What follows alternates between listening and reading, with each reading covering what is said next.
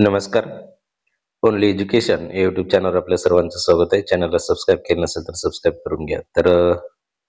टेटची परीक्षा 23 नोव्हेंबरला होणार आहे. त्या दृष्टीने मानसशास्त्र आणि अध्यापनाचे शास्त्र या संदर्भात आपल्याला 30 गुण 30 प्रश्न वाचणार आहे. चला बघूया.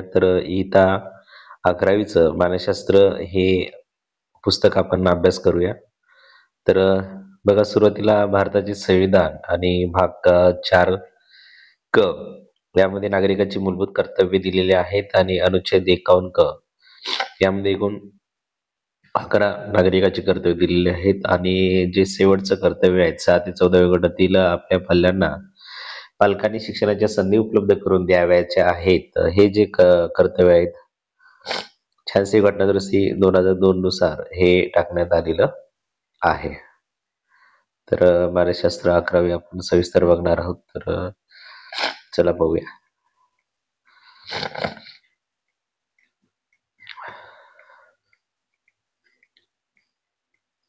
टेट परीक्षेसाठी मानसशास्त्र हा विषय अतिशय महत्वाचा आहे. तर मानसशास्त्र या विषयावर आपल्याला 30 गुण असणार आहेत, 30 प्रश्न असणार आहेत. तर बघा, प्रकरण पहिलं आहे मानसशास्त्राची कथा. यामध्ये आपल्याला प्रस्तावना, मानसशास्त्राचा इतिहास, बोधावस्थेचा इतिहास असेल, अबोध वर्तनाचा अभ्यास असेल, वर्तनाचा अभ्यास असेल, त्यामध्ये वर्तन, मानसिक प्रक्रिया, वैज्ञानिक पद्धती, वर्तन म्हणजे काय, बोधात्मकतेचा अभ्यास आणि मानसशास्त्र भारतीय दृष्टिकोन काय आणि मानसशास्त्राची ध्येय काय असणार आहेत, या संदर्भात आपण यामध्ये माहिती पाहणार आहोत. अध्ययन उद्दिष्ट बघा, या पाठाचे उद्दिष्ट विद्यार्थ्यांना खालील मुद्दे समजून घेणे सोयीस्कर हे आहे. मानवी वर्तनाचा अभ्यास करताना मानसशास्त्र एक महत्वाचा विषय म्हणून कसे उदयास आला हे आपल्याला या पाठावरून समजणार आहे. आणि मानवी वर्तनासंबंधी मूलभूत संकल्पना कोणकोणत्या असणार आहेत हे पण आपल्याला समजून घ्यायचं आहे आणि मानसशास्त्राचे ध्येय सुद्धा आपल्याला या पाठातून समजून घ्यायचे आहेत. चला बघूया प्रस्तावना. आपल्याला जरी मानसशास्त्र हा नवीन विषय वाटला तरी आपण लहान असल्यापासून आपल्याला या विषयाची जाणीव असते. आपण विविध प्रकारच्या वर्तनाचे, भावनांचे आणि भावावस्थेचे निरीक्षण करत असतो आणि मानवी वर्तन हे व्यक्ती भिन्नतेने नटलेले आहेत आणि या भिन्नतेचे आपल्याला आश्चर्य वाटल्याशिवाय राहत नाही. आणि जेव्हा आपण दररोजचे वर्तमानपत्र उघडतो किंवा दररोजच्या बातम्या दूरदर्शनवर पाहतो तेव्हा मानवी वर्तनाचे विविध पैलू आपल्याला समोर येतात आणि खाली दिलेल्या चित्रामध्ये हे स्पष्ट होईल. तर बघा, या चित्रामध्ये काय दिलेलं आहे, इथे कात्रण दिलेले आहेत आणि त्यामध्ये काय काय दिलेलं आहे ते खालील मुद्द्याने आपल्याला स्पष्ट होईल. बघा, वरी जे कोलॅज मध्ये दाखवलेल्या बातम्या खालील प्रमाणे दिलेल्या आहेत. बघा, पहिली बातमी आहे, स्त्रीने स्वतःची किडनी देऊन नवऱ्याचा जीव वाचवला. विद्यार्थ्याची परीक्षेत अपयश मिळाल्यामुळे आत्महत्या केली. बस अपघातामध्ये जखमी झालेल्या प्रवाशासाठी तरुणांनी केलेले उत्स्फूर्त रक्तदान. फ्रान्सने फुटबॉलचा विश्वचषक जिंकला आणि फ्रान्सवासियांनी रात्रभर आनंद साजरा केला. अरुणिमा सिंह, दोन्ही पाय अपघातात गमावलेली स्त्री, हिने एव्हरेस्ट सर केला आणि अधिकाऱ्याला 50,000ची लाच घेताना पकडण्यात आले. आणि भारतीय क्रिकेट चाहत्याने भारताने सामना गमावल्यामुळे स्वतःची टीव्ही फोडला आणि शेजारच्या घराला लागलेल्या आगीतून स्वतःच्या जीवाची पर्वा न करता व्यक्तीने शेजाऱ्यांना वाचवले आणि मालमत्तेवरून होणाऱ्या भांडणात भावाने भावाला मारले. कृती एक दिलेली आहेत. वरील बातम्यामध्ये कोणत्या प्रकारच्या भावना वर्तन दिसून येते आणि या बातम्या व्यतिरिक्त इतर कोणत्या बातम्या तुम्ही रोज पाहता आणि अशा वर्तनाची कोणती कारणे असू शकतात. जेव्हा तुम्ही आजूबाजूच्या व्यक्तीचे निरीक्षण करता तेव्हा असे दिसून येते की काही व्यक्ती धीर सोडत नाहीत आणि संकटांचा सामना करतात आणि त्याच वेळी इतर काही व्यक्ती छोट्याशा अपयशाने आत्महत्या करतात. काही व्यक्ती स्वार्थी असल्यामुळे इतरांना मारून टाकू शकतात आणि त्याच वेळेला इतर काही व्यक्ती निस्वार्थ बुद्धीने इतरांसाठी त्याग करतात. वरील उदाहरणावरून आपल्याला वर्तनातील भिन्नता समजून येते आणि मानवी वर्तनात एवढे वैविध्य का आढळते. वरील घटनामध्ये कोणते वर्तन दिसून येते आणि मानसशास्त्र आपल्याला वर्तनाच्या विविध पैलूंना समजून घेण्यास मदत करते. तर बघा, मानसशास्त्राचा इतिहास काय. मानसशास्त्र हे वर्तनाच्या विविध पैलूचा अभ्यास करणारे शास्त्र आहेत. मानसशास्त्र हे जे आपले वर्तनाचे वैविध्य पैलू आहेत म्हणजे वर्तनाचा अभ्यास करणारे शास्त्र आहेत. मानसशास्त्र हे वर्तनाच्या विविध पैलूचा अभ्यास करणारे शास्त्र आहे. त्यामुळे मानसशास्त्राची अचूक व मूर्त व्याख्या करणे कठीण आहे. पूर्वी मानसशास्त्र ही तत्वज्ञानाची शाखा होती. पूर्वीला ती तत्वज्ञानाची शाखा होती आणि 19व्या शतकात मानसशास्त्र शास्त्र म्हणून उदयास येण्यास सुरुवात झाली आणि प्लेटोच्या मते ज्ञान हे अंतर्भूत असते. प्लेटो काय म्हणतो की ज्ञान हे अंतर्भूत असते. तर जॉन लॉक यांच्या मते प्रत्येक मूल ही कोरीपाटी घेऊन जन्माला येते आणि ज्ञान हे अध्ययन अनुभवातून मिळवते. तर प्लेटो म्हणतो की ज्ञान हे अंतर्भूत असते आणि जॉन लॉक यांच्या मते की प्रत्येक मूल हे कोरीपाटी घेऊनच जन्माला येते आणि ते त्यानंतर ते अध्ययन अनुभवातून त्याला ज्ञान मिळते असा जॉन लॉक म्हणतो. बघा इथं प्लेटो 1.1 प्लेटोचा फोटो दिलेला आहे आणि जॉन लॉकचा फोटो दिलेला आहे. आत्म्याचे शास्त्र बघा. पूर्वी संज्ञेच्या आधाराने मानसशास्त्राची व्याख्या बनवण्याचा प्रयत्न करण्यात आला आणि सायकोलॉजी हा शब्द 2 ग्रीक शब्दापासून निर्माण झालेला आहे. एक सायके म्हणजेच आत्मा, त्यानंतर लोगोस म्हणजे शास्त्र किंवा ज्ञानाची शाखा. लोगोस म्हणजे काय तर शास्त्र किंवा ज्ञानाची शाखा. त्यामुळे मानसशास्त्राचा अर्थ आत्म्याचा अभ्यास करणारे शास्त्र असा झाला. आत्म्याचा अभ्यास करणारे शास्त्र म्हणजेच मानसशास्त्र असा झाला. हे तुम्हाला माहित आहे का? मानसशास्त्राचे चिन्ह बघा कशा प्रकारे आहे. त्रिशूळ प्रकारे दिसते आपल्याला.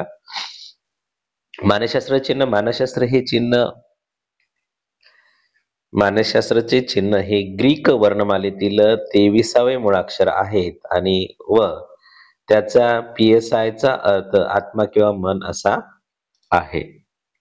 म्हणजेच हे मानसशास्त्रात तुम्हाला चिन्ह दिसत आहे ती ग्रीक वर्णमालेमधील 23वे मुळाक्षर आहेत. किती मुळाक्षर आहेत ते? 23वे मुळाक्षर आहेत. ग्रीक वर्णमालेतील 23वे मुळाक्षर आहे. पण या वाक्यामुळे मानसशास्त्रज्ञ समाधान नव्हते, कारण आत्मा पाहता येत नाही आणि ती मूर्त कल्पना नाहीत. आत्मा व मन ह्या दोन्ही अमूर्त कल्पना आहेत. तर्कशास्त्राची माहिती निरीक्षण आणि प्रयोगाच्या आधारे सिद्ध होते. जर मानसशास्त्र हे शास्त्र असेल तर त्या माहितीला निरीक्षण आणि प्रयोगाचा आधार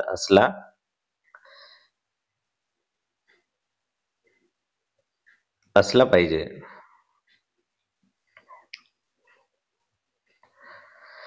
परंतु मन व आत्म्याचे निरीक्षण होऊ शकत नाही. आपण मन व आत्म्याला बघू शकत नाही किंवा स्पर्श करू शकत नाही. आपण त्याचे स्वरूप सांगू शकत नाही किंवा ते कुठे आहेत हे दाखवू शकत नाही. म्हणून मानसशास्त्राची व्याख्या बदलण्यात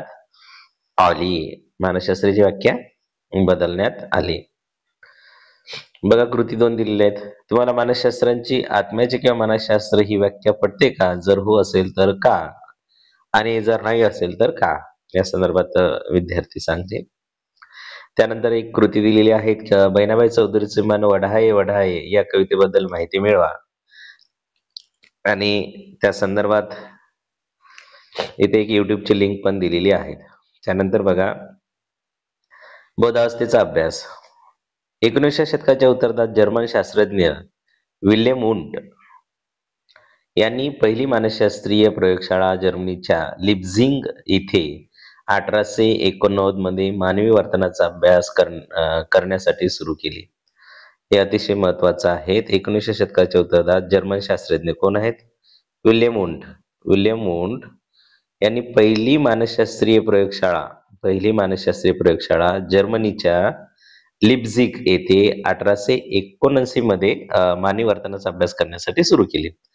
तर बघा विल्यम वुंट यांनी पहिली मानसशास्त्रीय प्रयोगशाळा जर्मनीच्या लिप्झिग येथे 1879 मध्ये सुरू केली. त्यांनी बोधात्मक अनुभव ही संज्ञा विकसित केली. हे महत्वाचं आहे. तर त्यांनी बोधात्मक अनुभव ही संज्ञा विकसित केली. बोधात्मक अनुभव म्हणजेच काय तर व्यक्तीच्या मानसिक घडामोडीची त्याला असलेली जाणीव, ही जाणीव व्यक्तीच्या स्मरणात असलेल्या मानसिक प्रतिमा व त्यांच्या भूत, वर्तमान व भविष्य काळात असलेल्या जाणीवीशी निगडीत असते. त्यांनी प्रतिक्रिया देण्यासाठी लागणारा वेळ, संवेदन व बोधावस्था यावर आधारित प्रयोग केले आणि यानंतर मानसशास्त्राचा शास्त्र म्हणून उदय झाला.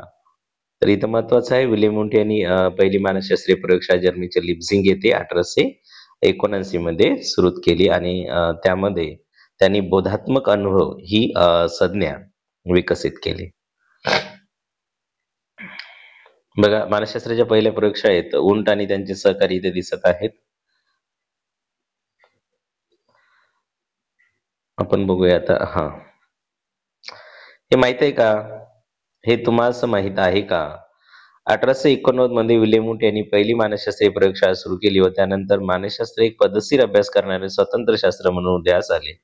विल्यम वुंट बघा, 1832 ते 1920 असा कालावधी आहे त्यांचा, विल्यम वुंटचा. आणि लिप्झिग विद्यापीठ जर्मनी आणि 1879 मध्ये पहिली मानसशास्त्रीय प्रयोगशाळा मानसशास्त्राचा बोधात्मक अनुभवाचा अभ्यास म्हणून व्याख्या करण्यात आली आणि त्यातून मूलभूत मानसिक प्रक्रियांचा अभ्यास करण्यासाठी वैज्ञानिक पद्धती वापरल्या आणि जसे दृश्य किंवा ऐकू येणाऱ्या उद्दीपकासाठी प्रतिक्रिया देण्यासाठी लागणारा वेळ आणि त्यांनी आत्मनिरीक्षण पद्धती विकसित केली. आता विल्यम, इथं पण महत्वाचं आहे, आत्मनिरीक्षण पद्धती त्यांनी विकसित केलेली आहे. विल्यम वुंट यांनी आत्मनिरीक्षण पद्धती विकसित केलेली आहे.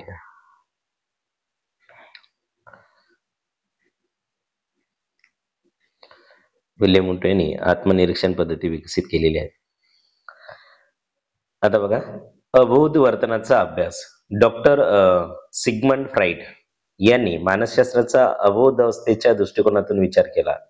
आता डॉक्टर सिगमंड फ्राईड यांनी तर मानसशास्त्राचा अबोध अवस्थेच्या दृष्टिकोनातून विचार केला आणि त्यांच्या मते आपल्या वर्तनामागच्या प्रेरणाची आपल्याला जाणीव नसते. आपल्या मनाची एक अबोध पातळी असते आणि तिथे आपल्याला धोकादायक ठरू शकणाऱ्या तीव्र इच्छा व आकांक्षा दबल्या जातात. आणि त्यांनी लहान वयात येणाऱ्या अनुभवावर भर दिला आणि त्यांच्या मते व्यक्तिमत्वाची जडणघडण ही पहिल्या 5 वर्षातच होत असते. आता बघा, इथे डॉक्टर सिगमंड फ्राईड यांचा 1856 ते 1939 पर्यंत कारकीर्द आहेत. इथं डॉक्टर सिगमंड फ्राईड यांचा फोटो दिलेला आहे. तर आपण बघूया. त्यानंतर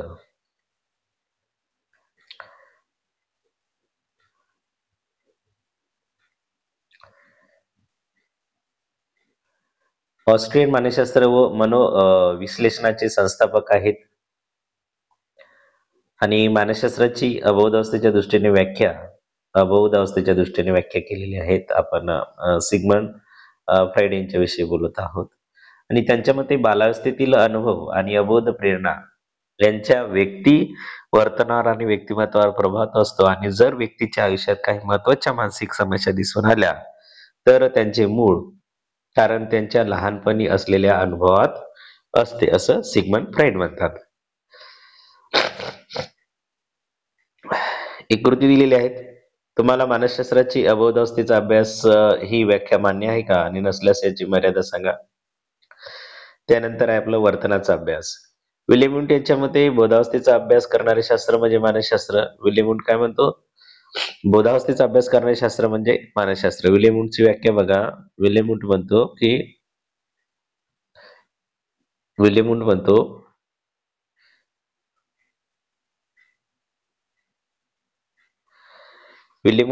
की बोधावस्थेचा अभ्यास करणारे शास्त्र म्हणजे मानसशास्त्र. तर डॉक्टर सिगमंड फ्राईड म्हणतात की त्यांच्या मते अबोधावस्थेचा अभ्यास करणारे शास्त्र म्हणजे मानसशास्त्र. ह्या 2 वाक्य अतिशय महत्वाचं आहे. म्हणजे बोधावस्थेचा अभ्यास करणारे मानसशास्त्र ही विल्यम वुंटनी मांडलेली व्याख्या आहे, तर डॉक्टर सिगमंड फ्राईड यांच्या मते अबोधावस्थेचा अभ्यास करणारे शास्त्र म्हणजे मानसशास्त्र. अशा दोघांच्या व्याख्या आहेत. तर मानसशास्त्राची आधुनिक व्याख्या बघा. मानसशास्त्र म्हणजे मानवी वर्तनाचा व मानसिक प्रक्रियाचा शास्त्रशुद्ध अभ्यास. मानसशास्त्राची आधुनिक व्याख्या काय आहे? तर मानसशास्त्र म्हणजे मानवी वर्तनाचा व मानसिक प्रक्रियांचा शास्त्रशुद्ध अभ्यास. मानवी वर्तनाला आणि मानसिक प्रक्रिया यांचा शास्त्रशुद्ध अभ्यास करणारे शास्त्र म्हणजेच मानसशास्त्र, अशी मानसशास्त्राची आधुनिक व्याख्या आहे. या व्याख्येत खालील घटक महत्वाचे आहेत. एक, वर्तन. आपण साध्या शब्दात असे म्हणू शकतो की वर्तन म्हणजेच आजूबाजूच्या परिसरातील उद्दीपक घटकांना व्यक्तीने दिलेली प्रतिक्रिया होय. परंतु प्रत्येक व्यक्तीची एकाच उद्दीपकाला वेगवेगळी प्रतिक्रिया असू शकते आणि जी त्यांच्या अभिरुची, व्यक्तिमत्व आणि अभिवृत्तीवर अवलंबून असते. वर्तन हे व्यक्त आणि अव्यक्त स्वरूपात असते. व्यक्तवर्तन हे प्रत्यक्ष निरीक्षणावर अवलंबून असते. उदाहरणार्थ चालणे, बोलणे, नाचणे इत्यादी. आणि अव्यक्त वर्तन हे निरीक्षणक्षम नसते, जसे की विचार करणे, भावना व्यक्त करणे इत्यादी.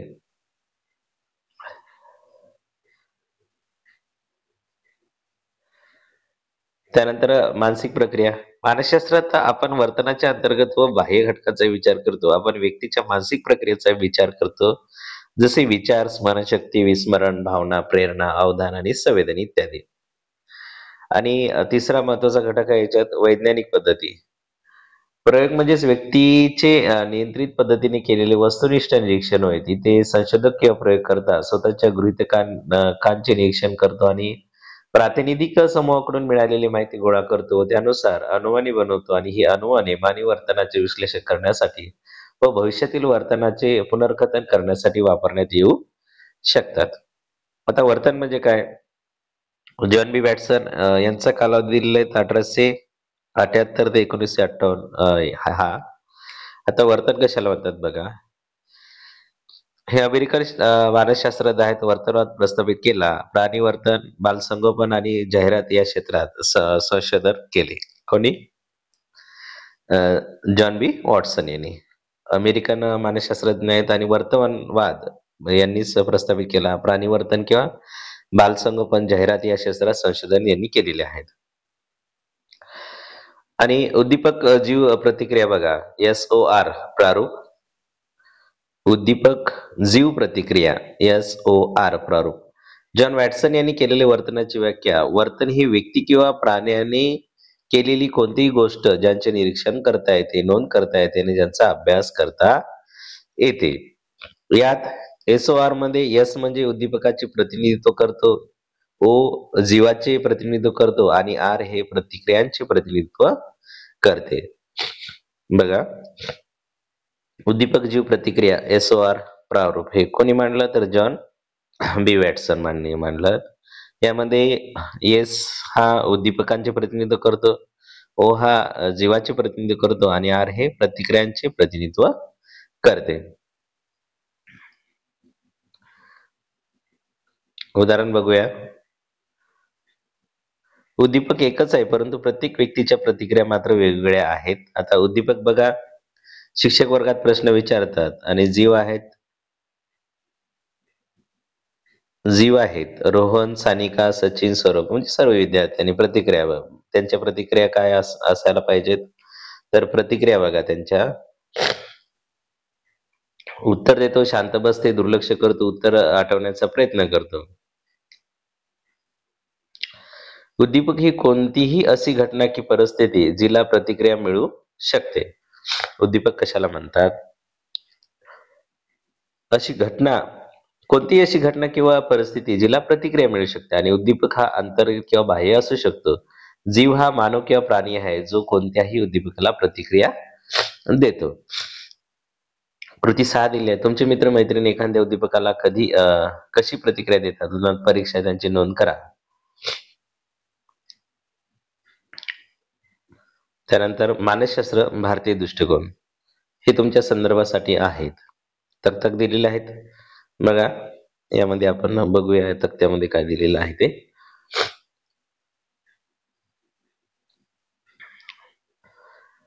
भारतीय मानसशास्त्राची व्यावसायिक प्रगती बघा. 1916 मध्ये प्राध्यापक नरेंद्रनाथ सेनगुप्ता यांनी कलकत्ता विद्यापीठात पहिला मानसशास्त्र विभाग सुरू केला. 1916 मध्ये नरेंद्रनाथ सेनगुप्ता यांनी कलकत्ता विद्यापीठात पहिला मानसशास्त्र विभाग सुरू केला. 1925 मध्ये इंडियन सायकोलॉजिकल असोसिएशनची स्थापना व इंडियन सायकोलॉजिकल जर्मनीत सुरुवात झाली 1925 मध्ये. 1940 मध्ये कलकत्तामध्ये लुंबिनी पार्क मनोरुग्णालयाची स्थापना करण्यात आली. 1940 मध्ये कलकत्त्यामध्ये लुंबिनी पार्क मनोरुग्णालयाची स्थापना करण्यात आली. आणि 1945 ते 1949 मध्ये संरक्षण संशोधन खात्याची मानसशास्त्र शाखा स्थापन करण्यात आली, जी भारताच्या संरक्षण विज्ञान आस्थापनाचा भाग आहेत. 1955 मध्ये बंगलोरमध्ये राष्ट्रीय मनोआरोग्य व मेंदू विज्ञान संस्था सुरू करण्यात आली. 1955 मध्ये बघा, बंगलोरमध्ये राष्ट्रीय मनोआरोग्य व मेंदू विज्ञान संस्था सुरू झाली. त्यानंतर 1962 मध्ये भारतीय उपयोजित मानसशास्त्र अकादमी IAAP स्थापना करण्यात आली. भारतीय उपयोजित मानसशास्त्र अकादमीची 1962 मध्ये स्थापना करण्यात आली. त्यानंतर 1962 मध्ये रांचीमध्ये मानसिक विकृतीसाठी रुग्णालय स्थापन करण्यात आले. 1968 मध्ये भारतीय चिकित्सकीय शास्त्रज्ञांची संघटना सुरू करण्यात आली आणि 1989 मध्ये राष्ट्रीय मानसशास्त्र अकादमीची स्थापना करण्यात आली. 1989 मध्ये राष्ट्रीय मानसशास्त्र अकादमीची स्थापना करण्यात आली.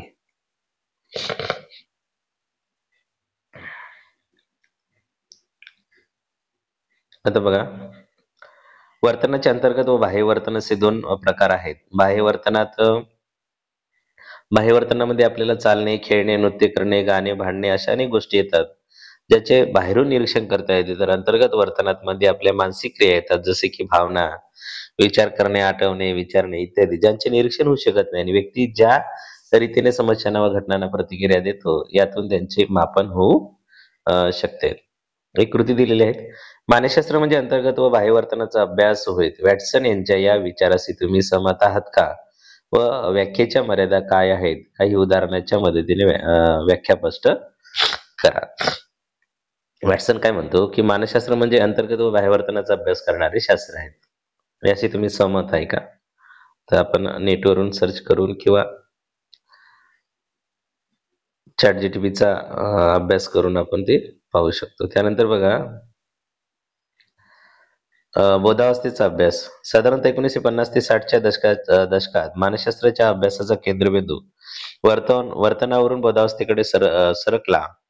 मानसशास्त्राचा संवेदन, विचार, स्मरण इत्यादी व इतर उच्च दर्जाच्या मानसिक प्रक्रियामध्ये रस वाटू लागला आणि बोधात्मक मानसशास्त्रानं कोणती मानसिक प्रक्रिया कोणती प्रतिक्रिया निर्माण करू शकते यांचा विचार करू लागले.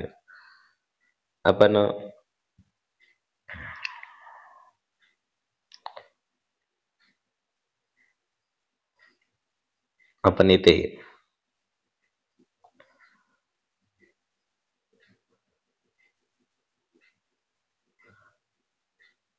चला त्यानंतर बघूया, मानसशास्त्रज्ञ भारतीय दृष्टिकोन काय असणार आहेत. मानसशास्त्रा संदर्भात भारतीयाचा दृष्टिकोन काय असणार आहेत. अनेक भारतीय विचारवंतांनी मानवी मनाचे गुपित उघडवण्याचा प्रयत्न केला आहे आणि ख्रिस्तीपूर्व 2000 ते इसवी सन 500 पर्यंत तत्वज्ञानांनी मानवी मन व वर्तन यांचा वेगवेगळ्या दृष्टिकोनातून अभ्यास केला. आत्मा, मन, मर्मदृष्टी इत्यादीचे स्पष्टीकरण दिले आणि हे सर्व तत्वज्ञानाचा भाग होते. उपनिषदामध्ये तर सो आणि व्यक्तिमत्वाची रचना हे कोश जसे एखादे आवरण ह्या संकल्पनेच्या आधारे स्पष्ट केले, जसे की अन्नमय कोश, प्राणमय कोश, मनोमय कोश, विज्ञानमय कोश आणि आनंदमय कोश. आता बघा, इथे आपण उपनिषदामध्ये सो आणि व्यक्तिमत्वाची रचना, सो आणि व्यक्तिमत्वाची रचना आपल्याला अन्नमय कोश, प्राणमय कोश, मनोमय कोश आणि विज्ञानमय कोश आणि आनंदमय कोश या अशा प्रकारे केलेली दिसते. आणि वेगवेगळ्या परिवेक्षीय घटकांचे या कोशावर होणारे परिणाम आणि ह्या कोशांचे मानवी वर्तनावर होणारे परिणाम ही विचारवंतांनी स्पष्ट केलेले आहेत. आयुर्वेदानुसार 3 प्रकारचे कोश आढळून येतात. हे आयुर्वेदानुसार 3 प्रकारचे दोष आढळून येतात आणि हे दोष कफ, वात आणि पित्त होय. हे दोष मानवी स्वभावाची वैशिष्ट्ये ठरवतात. कफ प्रकृतीच्या व्यक्ती ह्या शांत, लवचिक, संयमी व काळजीवाहू असतात. त्यांची स्मरणशक्ती दांडगी असते. असे म्हटले जाते की अशा व्यक्तींना कुठलाही विषय समजून घेण्यास थोडा वेळ लागू शकतो, परंतु एकदा समजले की ते दीर्घकाळ आपल्या स्मृतीत त्यांचे जतन करू शकतात. वात प्रकृतीच्या व्यक्ती ह्या लहरी असतात. त्यांची मनस्थिती व विचार हे सतत बदलत असतात. त्यांचा पटकन राग येतो, पण ते शांत सुद्धा पटकन होतात. ते कलाप्रेमी असतात. आणि पित्त प्रकृतीच्या व्यक्ती अतिशय हुशार असतात. त्या सुद्धा शीघ्रकोपी असतात. एक कृती दिली आहेत. कफ, वात व पित्त यांची अधिक लक्षणे शोधा व तुमच्या प्रकृतीचे कोणते दोन दोष प्राधान्याने आढळून येतात ते शोधा. दोषाच्या व्यक्ती व्यतिरिक्त गुण या संकल्पनेच्या आधारे सुद्धा मानवी स्वभावाचे विश्लेषण केले जाऊ शकते. हे गुण पुढील प्रमाणे असतात: सत्व गुण, राजस गुण आणि तामस गुण. मानवी शरीर हे सत्व, राजस व तामस गुणांनी बनलेले असते आणि ह्या गुणाचा प्रभाव व्यक्तीच्या वर्तनावर दिसून येतो. तामसी व्यक्ती ह्या सुस्त व आळशी असतात. ते कामसू असतात. ते प्रत्येक गोष्टीत उदासीन असतात आणि राजसी व्यक्ती ह्या अहंकारी असतात.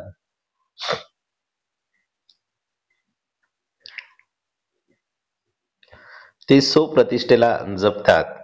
सर्व काही त्यांच्या मनाप्रमाणे घडले पाहिजे असे त्यांना वाटते आणि ते भांडखोर असतात. सत्वगुण असलेल्या व्यक्ती या शांत व समजूतदार असतात. ते त्यांना नेमून दिलेले कामे काळजीपूर्वक व वेळेत करतात.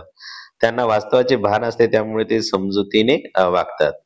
एक कृती दिलेली आहेत आपल्याला. तामस, राजस आणि सत्व गुणाची आणखीन काही वैशिष्ट्ये शोधून काढा आणि तुमच्या व्यक्तिमत्वामध्ये कोणत्या गुणाचा प्रभाव आढळून येतो हे ते पण शोधा.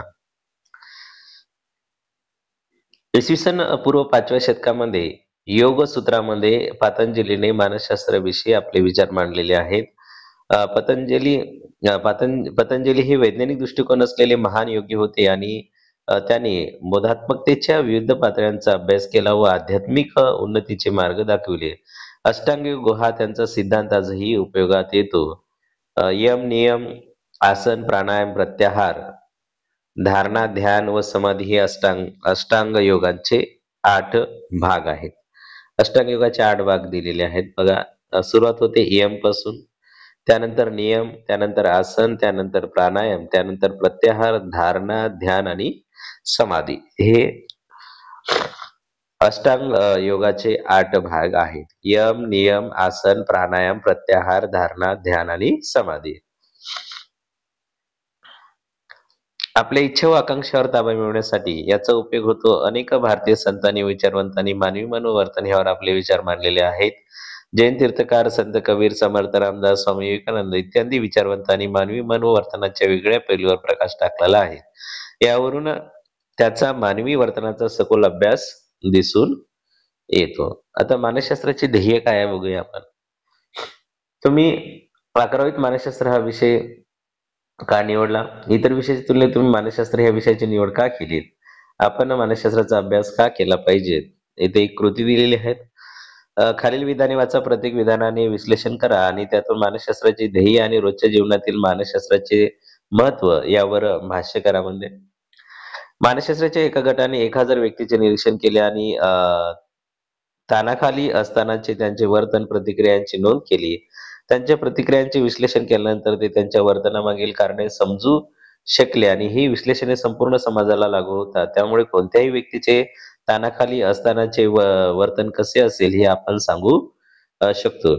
यावरून मानसशास्त्राने काही निष्कर्ष काढले आणि काही उपाय सुचवले, ज्यामुळे व्यक्ती तणावपूर्वक परिस्थितीमध्ये आपल्या प्रतिक्रिया बदलू किंवा सुधारू शकतात. मानसशास्त्राचे मुख्य 4 ध्येय आहेत ते पुढील प्रमाणे आहेत. बघा, मानसशास्त्राचे मुख्य 4 ध्येय आहेत ते पुढील प्रमाणे आहेत. पहिला आहे वर्तन. वर्तन काय आहे? त्यानंतर स्पष्टीकरण. स्पष्टीकरण का? आणि पूर्वकथन. पूर्वकथन यामध्ये अपेक्षा आणि पूर्वानुमान आणि नियंत्रण, बदल किंवा सुधार अशा मानसशास्त्राचे 4 ध्येय आहेत. एक वर्तन आहे, स्पष्टीकरण आहे, पूर्वकथन आणि नियंत्रण आहे. वर्तन, स्पष्टीकरण, पूर्वकथन आणि नियंत्रण. आता बघा, सॉरी, मानसशास्त्राचे मुख्य 4 ध्येय आहेत. हे वर्तन आहे, वर्णन आहे. वर्णन करणे, त्यानंतर स्पष्टीकरण, पूर्वकथन आणि नियंत्रण. वर्णन, स्पष्टीकरण, पूर्वकथन आणि नियंत्रण ही 4 ध्येय मानसशास्त्राचे मुख्य 4 ध्येय आहेत. आता वर्णन काय घडत आहे? मानवी वर्तन व मानसिक प्रक्रिया यांची अचूक ओळख व वर्गीकरण हे मानसशास्त्राचे मूलभूत ध्येय आहेत.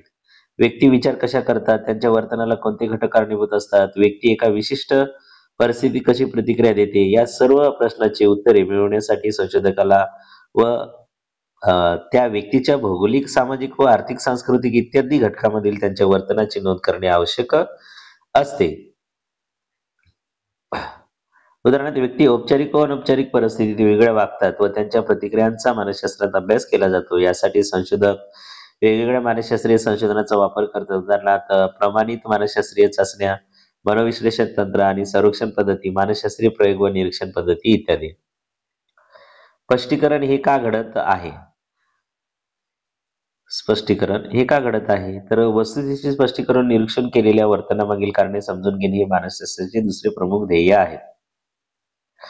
मानसशास्त्रज्ञाने व्यक्तीच्या वर्तणुकीमागील कारणे जाणून घेण्यास विशेष रस असतो आणि त्यासाठी ती प्रमाणित मानसशास्त्रीय चाचण्याचा वापर करतात. जर एखादे वर्तन फक्त एकाच व्यक्तीमध्ये आढळून येते, तर संपूर्ण समाज तसेच वागेल असे म्हणता येणार नाही. परंतु जर हे वर्तन बहुतांश लोकांमध्ये आढळून आले, तर आपण असे म्हणू शकतो की संपूर्ण समाजाचे वर्तन तसेच आहेत. उदाहरणार्थ बाईक स्वराने अपघात त्यांच्यासाठी घातक ठरू शकतात, कारण अपघात मेंदूला इजा होऊ शकते, म्हणून हेल्मेट घालणे हे बाईक स्वारासाठी सक्तीचे असले पाहिजे. पूर्वकथन पुढे काय होईल? पूर्वकथन पुढे काय होईल? एखादी परिस्थिती किंवा अनेक परिस्थितीचा मानवी वर्तनावर व मानसिक प्रक्रियेवर कसा परिणाम होऊ शकतो याचे पूर्वकथन करणे हे मानसशास्त्राचे तिसरे महत्वाचे ध्येय आहेत आणि पूर्वकथन करण्यासाठी मानवी वर्तनाचे संभाव्य परिणाम माहीत असणे गरजेचे आहेत. उदाहरणार्थ बघा, जर एखादी व्यक्ती दारू प्यायली तर तिच्या प्रतिक्रिया मंद होतात व त्यामुळे गाडी चालवताना अपघाताची शक्यता वाढू शकते. त्यामुळे दारू पिऊन वाहन चालवणे टाळले पाहिजेत. नियंत्रण हे कसे बदलू शकते? वर्तनाचे नियंत्रण किंवा बदल हे मानसशास्त्राचे चौथे ध्येय आहे. मानवी वर्तनाला आकार देऊन ते विशिष्ट दिशेने वळवणे आणि वर्तनाचे नियंत्रण. जेव्हा संशोधक वेगवेगळ्या मानसशास्त्रीय सिद्धांत वापरून मानवी वर्तनात बदल घडवून आणण्यास व नको असलेले वर्तन घडवून देण्यास यशस्वी होतात, त्यावेळी ते ध्येय साध्य होते आणि मानसशास्त्रज्ञ मानवी वर्तन घडवण्यासाठी किंवा बदलण्यासाठी वेगवेगळ्या मानसशास्त्रीय तंत्राचा वापर करतात. उदाहरणार्थ जर काही विद्यार्थी शाळेत गैरहजर राहत असतील आणि अ, जर ते अभ्यास करत नसतील, तर शैक्षणिक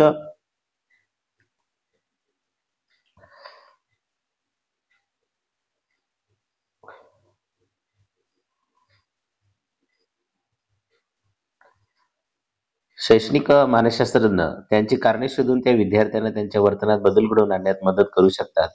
शालेय समुपदेशन विद्यार्थ्याच्या मानसिक समस्याचा अभ्यास करून अ, त्यांना समुपदेशन व मार्गदर्शन करू शकतात. आजच्या काळात विद्यार्थ्यांना वेगवेगळ्या गोष्टीमुळे ताण येतो, जसे की धमकावणे, पालकांचे अवास्तव अपेक्षा, हानिकारक चढ इत्यादी. समुपदेशन अशा विद्यार्थ्यांना त्यामागील कारणे समजावून सांगून त्यांच्या वर्तनात शक्य तिथे बदल घडवून आणू शकतात आणि ताण हा आजच्या धकाधकीच्या जीवनाचा अविभाज्य घटक आहे. आपल्या वर्तनात बदल करून आपण तणावर नियंत्रण मिळवू शकतो आणि तो बदल करण्यास समुपदेशक विद्यार्थ्यांना मदत करू शकतात. इथं एक चित्र दिलेलं आहे आणि मानसशास्त्राचे मुख्य ध्येय दाखवलेले आहेत. त्यामध्ये वर्णन, दुसरं ध्येय आहे आपलं स्पष्टीकरण, तिसरं ध्येय आहे पूर्वकथन आणि चौथं ध्येय आहे नियंत्रण. वर्णन, स्पष्टीकरण, पूर्वकथन आणि नियंत्रण ही मानसशास्त्राची मुख्य ध्येय येथे दिसत आहेत. वर्तनाचे वर्णन करणे, वर्तनाची कारणे स्पष्ट करणे, वर्तनाचे पूर्वकथन करणे आणि वर्तनामागील बदल. 2 कृती दिलेल्या आहेत. तुम्ही आतापर्यंत पाहिलेल्या मानसशास्त्रीय ध्येयांची आणखी काही उदाहरणे शोधा आणि ही ध्येय तुमच्या खऱ्या आयुष्यातली असली पाहिजेत किंवा ती ध्येय गाठण्याचा तुम्ही प्रयत्न करत असला पाहिजेत. इंटरनेटवर शोधून या प्रत्येक ध्येयातील किमान एक संशोधन शोधून काढा. आता पुढील धड्यात आपण मानसशास्त्राच्या वेगवेगळ्या शाखांची चर्चा करूया.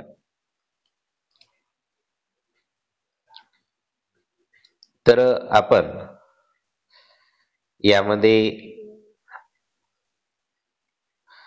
या धड्यामध्ये आपण काय काय शिकलो सारांश बघूया. बघा, मानवी वर्तनाला समजून घेण्याचा प्रयत्न मानसशास्त्राचा उदय झाला आणि आत्म्याच्या किंवा मनाच्या शास्त्रापासून ते वर्तनाचे व मानसिक प्रक्रियांच्या शास्त्राचा प्रवास करताना मानसशास्त्र अजूनही वर्तनाच्या वेगवेगळ्या पैलूचा उलगडा करण्याचा प्रयत्न करत आहेत. आणि 1879 मध्ये विल्यम आणि लिप्झिग येथे पहिली मानसशास्त्रीय प्रयोगशाळा सुरू केली आणि त्यानंतर मानसशास्त्राला शास्त्र म्हणून ओळख झालेली आहे. या पाठात आपण पाहिले की भारतात आयुर्वेद व पतंजलीने मानवी वर्तनाचा अभ्यास कसा केला आणि मानसशास्त्राची महत्वाची ध्येय अ, वर्तनाचे वर्णन, स्पष्टीकरण, पूर्वकथन आणि नियंत्रण ही आहे. वर्तनाचे वर्णन करणे, स्पष्टीकरण करणे, पूर्वकथन करणे आणि नियंत्रण करणे ही ध्येय आपण या पाठामध्ये पाहिलेली आहेत. यामध्ये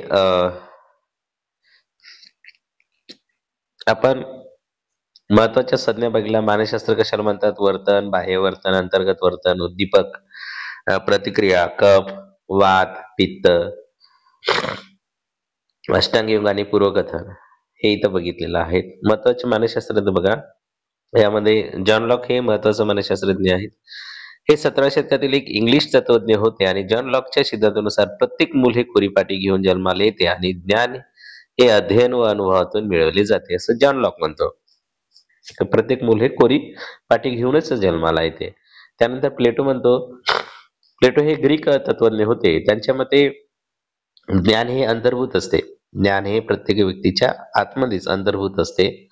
हे प्लेटोने म्हटलेले आहेत. तर विलियमूट म्हणतो, हे जर्मन चिकित्सक आहेत आणि तत्वज्ञ होते. ज्यांनी विलियमूट बघा 1879 मध्ये पहिली मानसशास्त्रीय प्रयोगशाळा सुरू केली. विलियमूट यांनी 1879 मध्ये पहिली मानसशास्त्रीय प्रयोगशाळा सुरू केली.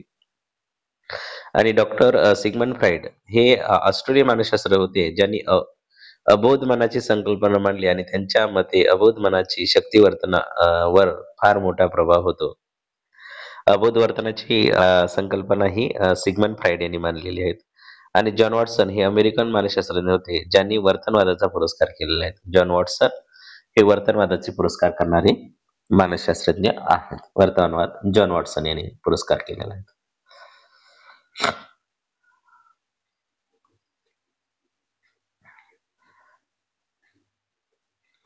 इथे स्वाध्याय वगैरे दिलेले आहेत. त्यानंतर आपण बघूया मानसशास्त्राच्या शाखा. प्रकरण दुसरे बघूया. प्रकरण 1 आपल्या इथं झालेलं आहे. मानसशास्त्राची शाखा बघा, प्रस्तावना. मानसशास्त्राच्या शाखा, सैद्धांतिक शाखा एक आहे. त्यामध्ये वैकासिक मानसशास्त्रज्ञ, बाल मानसशास्त्रज्ञ, सामाजिक मानसशास्त्रज्ञ, बोधात्मक मानसशास्त्रज्ञ, प्रायोगिक मानसशास्त्रज्ञ, सामान्य मानसशास्त्रज्ञ आणि उपयोगी शाखामध्ये आपला आहे शैक्षणिक मानसशास्त्रज्ञ, चिकित्सालयीन मानसशास्त्रज्ञ, समुपदेशन मानसशास्त्रज्ञ, गुन्हेगारी मानसशास्त्रज्ञ, क्रीडा मानसशास्त्रज्ञ, औद्योगिक मानसशास्त्रज्ञ आणि मानसशास्त्रातल्या संधी काय काय आहेत बघा. प्रकरण दुसरं, अध्ययन उद्दिष्टे. आता या पाठांचे उद्दिष्ट विद्यार्थ्यांना खालील मुद्दे समजून घेणे सोयीस्कर व्हावे आहे. विद्यार्थ्यांना मानसशास्त्राच्या सैद्धांतिक आणि उपयोगी शाखांमध्ये फरक समजून घेण्यास प्रवृत्त करणे. त्यानंतर विद्यार्थ्यांनी मानसशास्त्राच्या विविध उपशाखांची माहिती घेणे व त्यांचा वास्तविक आयुष्यातील उपयोग जाणून घेणे. आपण बघूया प्रस्तावना.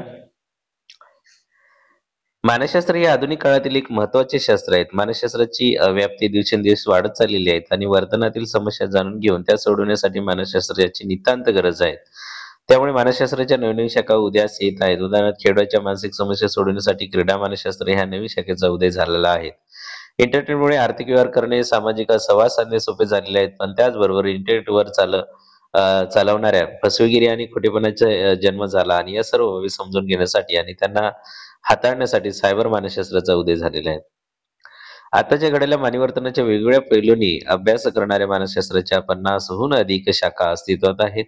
आता मानसशास्त्राच्या वेगवेगळ्या आपण शाखा पाहूया. मानसशास्त्राच्या शाखा, मागील पाठात आपण मानसशास्त्राच्या इतिहास समजून घेतला आणि त्यांचे ध्येय थोडक्यात वर्णन जाणून घेतले आणि आता आपण मानसशास्त्राच्या वेगवेगळ्या शाखांचे विस्ताराने जाणून घेऊया. एक कृती दिलेली आहेत. खालील कार्य 1 आणि कार्य 2च्या जोड्या पहा आणि त्यामध्ये घडणाऱ्या गोष्टीमधून तुम्ही त्यांच्यातील फरक ओळखू शकता का? आणि इतर जोड्यामध्ये सुद्धा तुम्हाला तसेच साधर्म्य आढळते का हे पाहायचं आहे.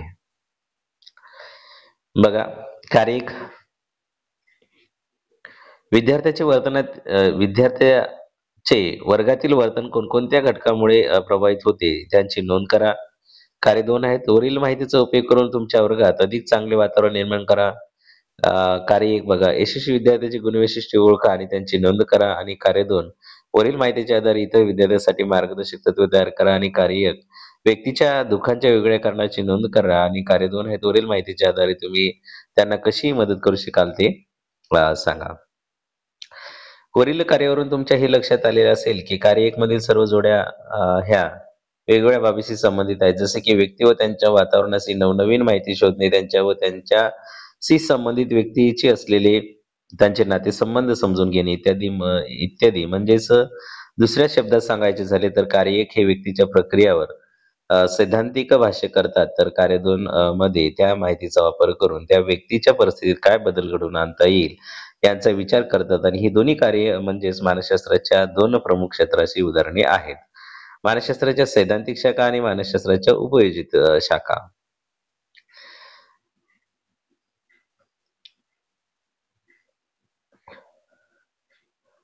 आपण इथे तक्ता 1 मानसशास्त्राच्या सैद्धांतिक शाखा बघूयात.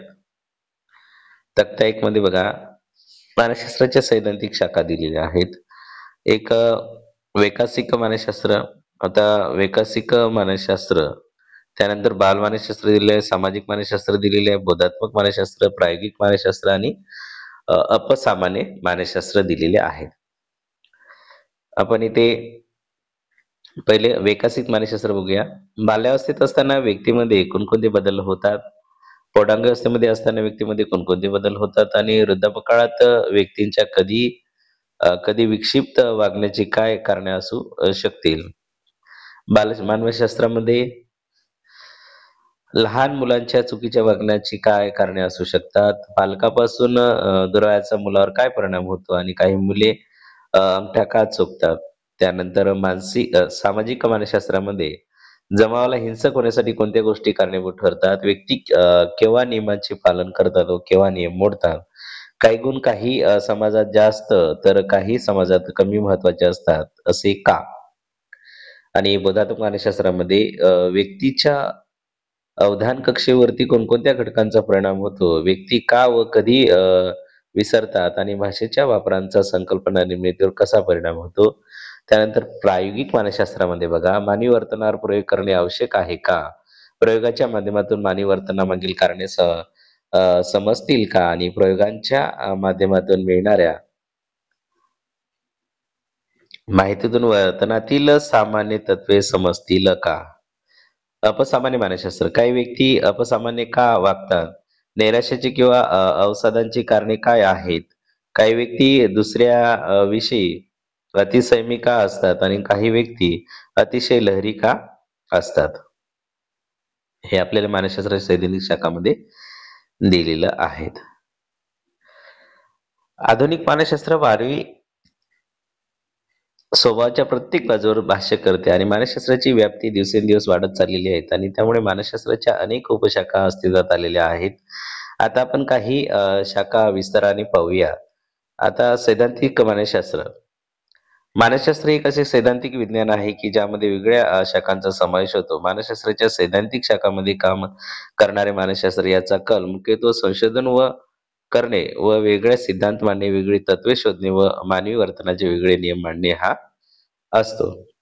कृती दिलेले आहेत. खालील स्तंभ पहा आणि प्रत्येक स्तंभात एका मानसशास्त्रीय उपशाखेबद्दल भाष्य केलेले आहेत. त्यातील माहिती वाचून तुम्हाला त्या उपशाखा ओळखता येतील का ते पहा. पहिल्या स्तंभातील प्रश्न व्यक्तीच्या संपूर्ण आयुष्यातील होणाऱ्या बदलावर भाष्य करतात. हे प्रश्न वैकासिक मानसशास्त्र ह्या शाखेचा भाग आहे. वैकासिक मानसशास्त्र. आणि दुसऱ्या स्तंभातील प्रश्न बालके व त्यांच्या प्रतिक्रिया यावर भाष्य करतात. ते बाल मानसशास्त्र या शाखेचा भाग आहेत. तिसऱ्या स्तंभातील प्रश्न हे जमावामुळे व्यक्तीच्या प्रतिक्रिया होणाऱ्या परिणाम यावर भाष्य करतात. ते सामाजिक मानसशास्त्र या शाखेचा भाग आहेत. आणि चौथ्या स्तंभातील प्रश्न हे विशिष्ट बोधात्मक क्षमतावर भाष्य करतात. ते बोधात्मक मानसशास्त्राचा भाग आहेत. आणि पाचव्या स्तंभामधील प्रश्न मानवी वर्तनावरील प्रयोगावर भाष्य करतात का? आणि तो प्रायोगिक मानसशास्त्राचा एक भाग आहेत. आणि सहाव्या स्तंभातील प्रश्न हे सामान्य वर्तनावर भाष्य करतात. ते अपसामान्य मानसशास्त्राचा एक भाग आहे. हे समजून घे की मानसशास्त्राच्या वेगवेगळ्या उपशाखा आहेत, परंतु आपण फक्त मुख्य 6 शाखा या पाठात पाहणार आहोत. त्यानंतर वैकासिक मानसशास्त्र. वैकासिक मानसशास्त्र गर्भधारणा झाल्यापासून ते मृत्यूपर्यंतच्या व्यक्तीच्या वर्तनातील होणाऱ्या बदलांचा वैकासिक मानसशास्त्रामध्ये वैकासिक मानसशास्त्रात अभ्यास केला जातो. आणि व्यक्ती त्यांच्या पूर्व आयुष्याच्या कालावधीत का व कसे बदलत जातात यांचा वैकसिक मानसशास्त्रात शास्त्रोक्त पद्धतीने अभ्यास केला जातो. व्यक्तीचे विचार, भावना व वर्तन संपूर्ण आयुष्याच्या कालावधीत कसे बदलतात याचे स्पष्टीकरण करणे हे या शाखेचे मुख्य ध्येय आहेत आणि वैकसिक मानसशास्त्रज्ञ आयुष्याच्या वेगवेगळ्या टप्प्यावर खोलवर अभ्यास केला जातो. जसे अ, बाल्यावस्था, पौगंडावस्था, प्रौढावस्था आणि वृद्धावस्था ही शाखा शारीरिक विकास, बोधात्मक विकास आणि सामाजिक विकास या 3 वेगळ्या पैलूवर भाष्य करते. बालमानसशास्त्र बाल्यावस्थेत होणाऱ्या शारीरिक, मानसिक व भावनिक बदलांचा अभ्यास या शाखेत केला जातो आणि हे बदल बालक परावलंबीपासून स्वावलंबी होताना दिसून येतात. उदाहरणार्थ या शाखेत काम करणारे मानसशास्त्रज्ञ मुलांच्या अनेक समस्यांचा अभ्यास करतात. जसे खोटे बोलणे, शाळा बुडवणे, चोरी करणे, नकळत अंथरूण ओले करणे इत्यादी. या समस्या सोडवण्यासाठी ते प्रमाणित मानसशास्त्रीय चाचण्यांचा वापर करतात आणि ती प्रभावी बाल संशोधन पद्धती मुलांना प्रेरित करण्यासाठी बक्षिसांचे असलेले महत्त्व यावर विविध संशोधन करतात. बालमानसशास्त्र हे बाल्यावस्थेच्या काळाच्या आणि बाल्यावस्था ते पौगंडावस्थेपर्यंत त्यांच्या वर्तनातील बदलांचा अभ्यास करते.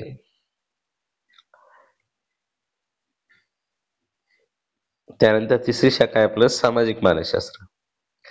आपण आपल्या आयुष्याचा बहुतांश काळ हा इतरांसोबत घालवतो आणि इतरांबरोबर आपण वेगवेगळ्या वेळी व वेगवेगळ्या वातावरणात संवाद साधतो. सामाजिक मानसशास्त्र आपल्या इतरांच्या वर्तनावर व इतरांचा आपल्या वर्तनावर कसा परिणाम होतो याचा अभ्यास करते आणि मायर काय म्हणतो बघा, आपल्या वर्तनावर इतरांचा होणारा प्रभाव यांचा वैज्ञानिक अभ्यास म्हणजे सामाजिक मानसशास्त्र. म्हणजेच मायर म्हणतो बघा, मायर यांच्या मते आपल्या वर्तनावर इतरांचा होणारा प्रभाव मायरे यांच्या मते आपल्या वर्तनावर इतरांचा होणारा प्रभाव यांचा वैज्ञानिक अभ्यास म्हणजेच सामाजिक मानसशास्त्र होय. आणि सामाजिक मानसशास्त्रात खाली घटकाचा अभ्यास करते. गटातील सहकार्य किंवा स्पर्धा, व्यक्तीच्या कृती, पूर्वग्रह, मैत्रीभाव व नेतृत्व गुण इत्यादी. सामाजिक मानसशास्त्र व्यक्तीचे सामाजिक वर्तन आणि त्यांचे वेगवेगळे प्रकार यावर भाष्य करते. उदाहरणार्थ सहकार्य, पूर्वग्रह इत्यादी. सामाजिक घटकांचा आपल्या वर्तनावर होणारा परिणाम यांचा अभ्यास सामाजिक मानसशास्त्रात केला जातो.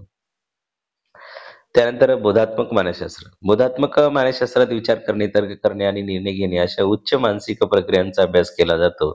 या व्यतिरिक्त अवधान, संवेदन, भाषेचा विकास, स्मृती, समस्या सोडवणे इत्यादीचाही अभ्यास या शाखेत केला जातो. आणि या शाखेतील काही संशोधनाचे विषय पुढीलप्रमाणे असतात. एक, स्मृतिवश का होते? कोणत्या वेगळ्या अध्ययन शैली आहेत? कोणत्या शिक्षण अक्षमता आहेत? त्यांची कारणे कोणती? यांचा वाचा आणि दोषाची कारणे कोणती? इत्यादी. बोधात्मक मानसशास्त्र बघा, बोधात्मक मानसशास्त्रामध्ये मानवी बुद्धिमत्तेचा अभ्यास केला जातो. भाषिक प्रक्रिया, विचार प्रक्रिया आणि समस्या परिहार, स्मरण, अवधान, संवेदन इत्यादीचा अभ्यास मानसिक प्रक्रियेचा बोधात्मक मानसशास्त्राचा अभ्यास केला जातो.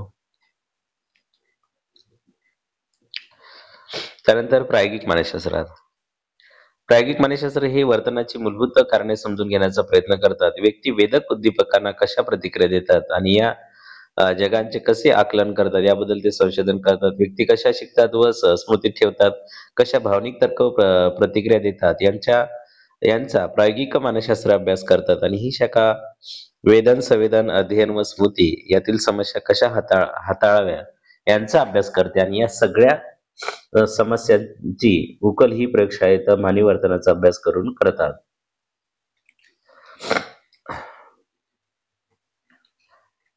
इव्हन पॅव्लोनी अभिजात अभिसंधानाचे प्रयोग कुत्र्यावर केले. इव्हॉन पॅव्लोवनी अभिजात अभिसंधानाचे प्रयोग कुत्र्यावर केले. अभिजात अभिसंधानाचे प्रयोग कुत्र्यावर केलेले आहेत. त्यानंतर बघा, अपसामान्य मानसशास्त्र. अपसामान्य मानसशास्त्र ही शाखा वेगळ्या प्रकारचे वर्तन, भावना व विचार यांचा अभ्यास करते. अपसामान्य वर्तनाची कारणे व त्यासाठी कारणीभूत ठरणारे घटक यांचा अभ्यास करणे हे या शाखेचे मुख्य ध्येय असते. उदाहरणार्थ अतिसंयमीपणा, अतिलहरीपणा, अस्तित्वात नसणाऱ्या गोष्टी किंवा परिस्थिती यांचा भास होणे, मतिमंदत्व, एखाद्या गोष्टी, प्राणी किंवा परिस्थितीचे अपरिमित भय असणे इत्यादी. कृती आहेत. वर नमूद केलेल्या प्रत्येक सैद्धांतिक उपशाखेत बसतील अशी एक उदाहरणे शोधा. त्यानंतर उपयोजित मानसशास्त्र, यामध्ये बघा कोणकोणत्या शाखा आहेत ते. सैद्धांतिक मानसशास्त्रामधील संशोधनातून निपजलेली तथ्य आणि तत्व यांचा आधार घेऊन प्रत्यक्ष आयुष्यातील समस्या सोडवण्यासाठी विविध तंत्रे विकसित केली जातात. उपयोजित मानसशास्त्राच्या विविध शाखांमार्फत मानसशास्त्रज्ञांनी त्यातील ज्ञानाचा वापर व्यक्तीच्या आयुष्यातील अडचणी सोडवण्यासाठी व त्यांना परिस्थिती जुळवून घेण्यासाठी करतात. आणि उपयोजित मानसशास्त्राच्या काही शाखा पाहूया. पहिला आहे शैक्षणिक मानसशास्त्र. शिक्षणाशी संबंधित घटकांचा अभ्यास शैक्षणिक मानसशास्त्रात केला जातो. शिकणे आणि शिकवणे या प्रक्रियेची गुणवत्ता वाढवण्याचा यात प्रयत्न केला जातो.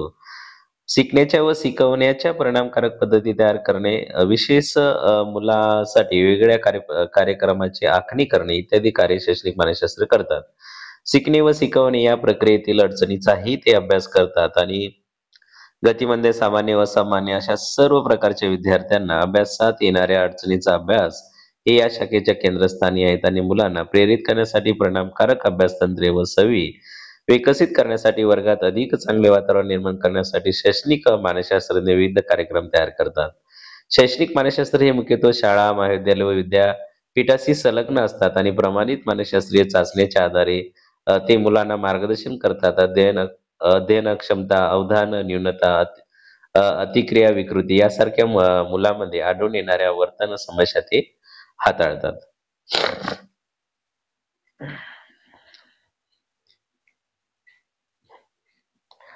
बघा, शैक्षणिक मानसशास्त्राची व्याप्ती दिलेली आहे तिथं. यामध्ये शैक्षणिक परिस्थिती आणि वातावरण बघा, त्यानंतर अध्ययन प्रक्रिया असते, अध्ययन अनुभव असतात, विद्यार्थी असतात आणि शिक्षक असतात. हे आपलं शैक्षणिक मानसशास्त्राची व्याप्ती दिलेली आहे. कृती बघा, एक कृती दिलेली आहे. खाली दिलेल्या क्षेत्रामधील किमान एका समस्येचा विचार करा आणि ज्यावर शैक्षणिक मानसशास्त्रज्ञ उपाय सुचवू शकतात. विद्यार्थ्याचे वर्तन, शिकवण्याची पद्धत, शिक्षकांची वर्गातील वागणूक. त्यानंतर दुसरं आहे चिकित्सा मानसशास्त्रज्ञ कशाला म्हणतात. चिकित्सा मानसशास्त्र हे व्यक्तीच्या भावनिक वर्तनाविषयीच्या समस्येचा अभ्यास, निदान आणि उपचाराशी संबंधित असते.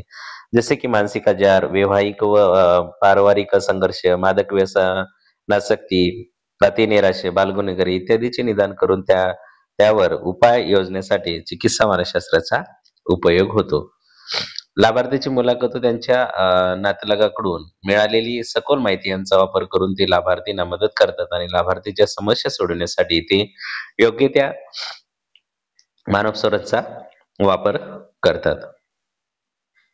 चिकित्सा मानसशास्त्रज्ञ इस्पितळ व समुदाय आरोग्य केंद्रात काम करतात किंवा स्वतंत्रपणेही काम करतात. ही मानसशास्त्राची सर्वात मोठी उपशाखा आहे. चिकित्सा मानसशास्त्रज्ञ. एक कृती दिलेली आहेत.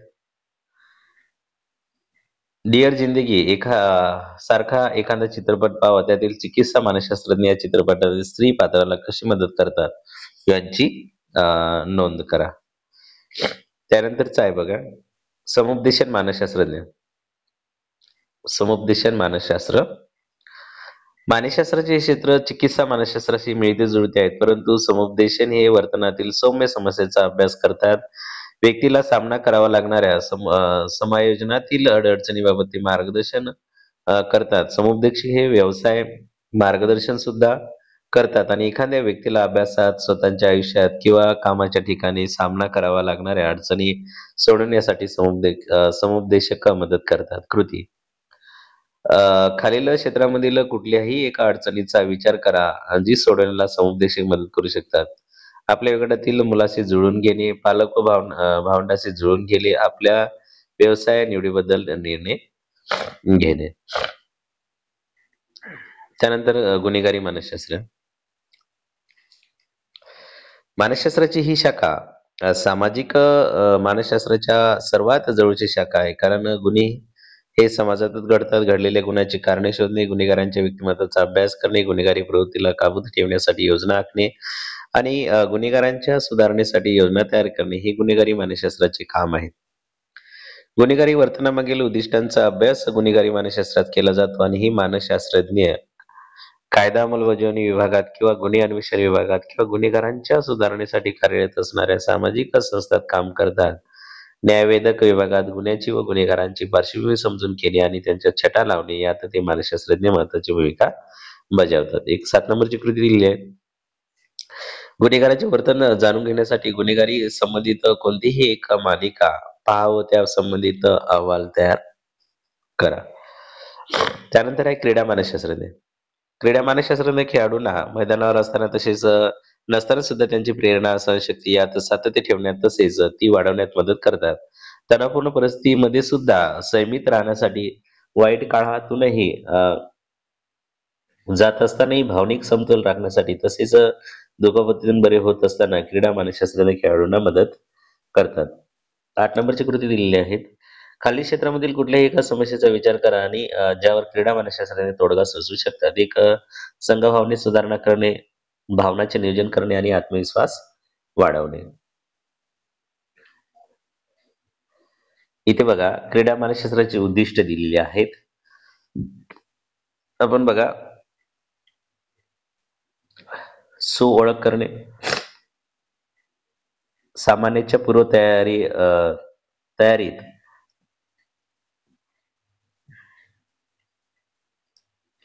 आपण बघूया इथं एक एक बघूया. क्रीडा मानसशास्त्राची उद्दिष्ट दिलेली आहेत. बघा इथून बघूया आपण. ओळख करणे म्हणजे स्वतःची ओळख करणे. त्यानंतर 2 नंबर आहेत सामान्याच्या पूर्वतयारीला सुधार करणे, सामान्याच्या पूर्वतयारीत सुधार करणे. त्यानंतर प्रेरणा वाढवणे, भावनाचे व्यवस्थापन करणे, स्वास्थ्य सुधारणे, स्वप्रतिष्ठा व आत्मविश्वास वाढवणे. त्यानंतर संघकार्य व संघ एकजूट सुधारणे, खिलाडू वृत्ती विकसित करणे, एकाग्रता कौशल्य वाढवणे, शिथिलन तंत्र आणि त्यानंतर ताण व चिंता यांचे समायोजन करणे. ही क्रीडा मानसशास्त्राची इथे उद्दिष्टे दिलेली आहेत. त्यानंतर आहे आपलं औद्योगिक मानसशास्त्र. औद्योगिक क्षेत्रात काम करणाऱ्या व्यक्तीच्या वर्तनाचा ह्या शाखेत अभ्यास केला जातो आणि औद्योगिक मानसशास्त्रज्ञ कर्मचाऱ्यांची निवड व त्यांना कार्यभार देणे, त्यांना प्रेरित करणे, त्यांच्या कार्याचे समाधान वाढवणे, मूल्यमापन करणे व त्यांच्या तक्रारीचे निवारण करणे यात महत्वाची भूमिका बजावतात. कर्मचाऱ्यांना त्यांचे समूह मनोबल वाढवणे तसेच नेतृत्व गुण वाढवणे यासाठी सुद्धा हे मानसशास्त्रज्ञ मदत करतात. ग्राहकांचे मानसशास्त्रज्ञ ही औद्योगिक मानसशास्त्राची एक शाखा आहे जी ग्राहकाचे वर्तन, उत्पादनाचा दर्जा, उत्पादनाची विश्वसनीयता व केली जाणारी जाहिरात इत्यादी घटकावर खरेदीवर कसा परिणाम होते त्यांचा अभ्यास यामध्ये केला जातो. कृती 9 दिलेली आहेत. तुमच्या पालकांशी किंवा शिक्षकाशी बोलून त्यांचा कार्यांचे समाधान कोणत्या घटकामुळे मिळते यांची नोंद करा आणि बाजारातून काही खरेदी करताना कोणते घटक तुमच्या निवडीवर प्रभाव पाडतात यांची नोंद करा. उदाहरणार्थ जाहिरात, ब्रँड इत्यादी. मानसशास्त्राच्या वेगवेगळ्या शाखांच्या अभ्यासावरून तुम्हाला वेगवेगळ्या क्षेत्राची ओळख व त्यातील संधीची ओळख झाली असेल, त्यानुसार तुम्हाला तुमच्या उच्च शिक्षणासाठी कोणती शाखा निवडता येईल यांची थोडीफार कल्पना आली असेल आणि या पुढील पाठात मानसशास्त्राचा वापर आपण आपले आयुष्य अधिक चांगले बनवण्यासाठी कसे करू शकतो हे पाहूया. त्यानंतर मानसशास्त्रातील संधी बघा. मानसशास्त्रातील क्षेत्रे दिलेली आहेत, संधी दिलेली आहेत आणि त्यांचं वर्णन दिलेलं आहे. एक समुपदेशन मानसशास्त्रज्ञ संधी आहे. शैक्षणिक समुपदेशन करू शकतो आपण, व्यावसायिक समुपदेशक करू शकतो किंवा वैवाहिक समुपदेशक म्हणजे ह्या संधी आहेत. शैक्षणिक समुपदेशक बनू शकतो, व्यावसायिक समुपदेशक बनू शकतो किंवा वैवाहिक समुपदेशक बनू शकतो. आणि वर्णन आहेत मानवी जीवनातील विविध समस्या सोडवण्यास मदत करणे हे समुपदेशन मानसशास्त्राचं काम आहे. त्यानंतर शैक्षणिक मानसशास्त्र यामध्ये शालेय समुपदेशक आपल्याला बनता येते आणि शैक्षणिक समुपदेशक बनता येते. शाळा आणि महाविद्यालयातील विद्यार्थ्यांच्या विविध समस्या सोडवणे हे यांचं काम असेल वर्णन. त्यानंतर बघा चिकित्सा मानसशास्त्रज्ञ यामध्ये समुपदेशक मानसशास्त्रज्ञ, मनोविश्लेषक, मानसोपचार तज्ञ, मनोचिकित्सा परिचारिका, पुनर्वसन मानसशास्त्रज्ञ आणि संमोहन उपचार तज्ञ यामध्ये शाळा, दवाखाने, खाजगी व सामाजिक क्षेत्राचा वापर होतो. त्यानंतर औद्योगिक व संघटनात्मक मानसशास्त्र औद्योगिक संघटन मानसशास्त्रज्ञ, उपभोक्ता मानसशास्त्रज्ञ, औद्योगिक मानसशास्त्रज्ञ, मानवास उपयुक्त साधने बनविणे. त्यानंतर कर्मचाऱ्याची निवड मूल्यमापनात मदत आपण या संदर्भात करू शकतो या मानसशास्त्रामध्ये. त्यानंतर बघा, सामाजिक मानसशास्त्रामध्ये संधी आहेत. आपल्याला जनसंपर्क अधिकारी बनता येते, समाज कल्याण अधिकारी बनता येते, कामगार कल्याण अधिकारी बनता येते. सामाजिक क्षेत्रातील प्रश्न सोडवण्यास मदत आणि सामाजिक सेवा संस्था किंवा एनजीओ मध्ये कार्य सुद्धा करता येते. त्यानंतर आहे क्रीडा मानसशास्त्र. यामध्ये क्रीडा मानसशास्त्रज्ञ बनता येते, समुपदेशक बनता येते. विविध खेळामध्ये खेळाडूचे मनोबल वाढण्यास मदत करणे. त्यानंतर पुनर्वसन मानसशास्त्र यामध्ये विशेष शिक्षक, पुनर्वसन मानसशास्त्रज्ञ, आपत्ती व्यवस्थापन व पुनर्वसन अधिकारी यामध्ये दिव्यांग किंवा विशेष मुलासाठी मदत, सुधारगृह, व्यसनमुक्ती केंद्रामध्ये कार्य करता येते आपल्याला. त्यानंतर बाल मानसशास्त्र यामध्ये बाल मानसशास्त्रज्ञ होता येते, महिला व बाल कल्याण अधिकारी होता येते, गृह अधीक्षक सुद्धा होता येते. या संधी आहेत आणि बालकाच्या मानसिक समस्येचा अभ्यास यामध्ये केला जातो. त्यानंतर सैनिकी मानसशास्त्रज्ञ, लष्कराचे सामाजिक आरोग्य सांभाळणारा अधिकारी, लष्करी मानसशास्त्रज्ञ, नौसेना मानसशास्त्रज्ञ, वायुसेना मानसशास्त्रज्ञ, समुद्री मानसशास्त्रज्ञ म्हणजे सैनिकाची निवड करणे, संरक्षण खात्यात काम करणाऱ्या व्यक्तीचे मनोबल टिकवून ठेवणे व त्यांचे पुनर्वसन करणे या संदर्भात आपल्याला या संदर्भात वर्तन करता येईल. वर्णन या धड्यामध्ये आपण सारांश बघा काय काय शिकलो ते.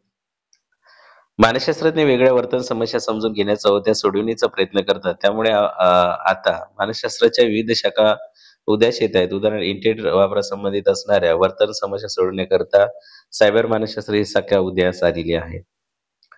सैद्धांतिक शाखेमध्ये वैज्ञानिक वैकासिक बघा, सैद्धांतिक शाखेमध्ये वैकासिक मानसशास्त्राच्या विविध विकास अवस्थांचा अभ्यास करते आणि बाल मानसशास्त्रात बाल्यावस्थेपासून घडून येणारे विविध बदल आणि त्यांच्या वर्तनाविषयीचा अभ्यास होतो. सामाजिक मानसशास्त्रात व्यक्ती वर्तनावर समाजाचा पडणारा प्रभाव व समाज वर्तनावर व्यक्तीचा पडणारा प्रभाव यांचा अभ्यास करतात. अपसामान्य मानसशास्त्रात अपसामान्य वर्तनाचे विविध प्रतिबंध करणे व उपाय यांचा अभ्यास करते, तर प्रायोगिक मानसशास्त्र वर्तनाच्या मूलभूत कारणांचा अभ्यास करते. उपयोजित मानसशास्त्र दररोज येणाऱ्या वर्तन समस्याचा अभ्यास करते. उपयोजित मानसशास्त्रज्ञ मानवाला दररोजच्या आयुष्यात चांगल्या रीतीने समायोजन कसे करता येईल याविषयी मार्गदर्शन करते. उदाहरणार्थ चिकित्सालयीन मानसशास्त्र, समुपदेशन मानसशास्त्र, क्रीडा मानसशास्त्र, त्यानंतर गुन्हेगारांचे मानसशास्त्र या सर्वांचा मानवी आयुष्याचे कल्याण करण्यात मोठा सहभाग आहेत. हे आपण यामध्ये पाहिलेलं आहे. तर बघा, यामध्ये महत्वाच्या संज्ञा होत्या. सैद्धांतिक मानसशास्त्र कशाला म्हणतात, विकसित मानसशास्त्र कशाला म्हणतात, बाल मानसशास्त्र कशाला म्हणतात, सामाजिक मानसशास्त्रज्ञ आणि बोधात्मक मानसशास्त्रज्ञ आणि प्रायोगिक मानसशास्त्रज्ञ, अपसामान्य मानसशास्त्रज्ञ, शैक्षणिक मानसशास्त्र, सॉरी मी मानसशास्त्रज्ञ म्हणत आहोत, मानसशास्त्र पाहिजे.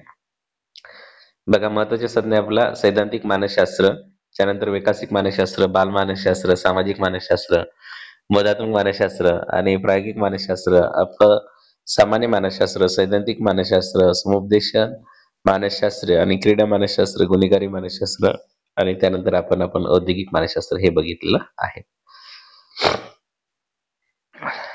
स्वाध्याय दिलेला आहे, स्वाध्याय सुद्धा पाहून घ्या.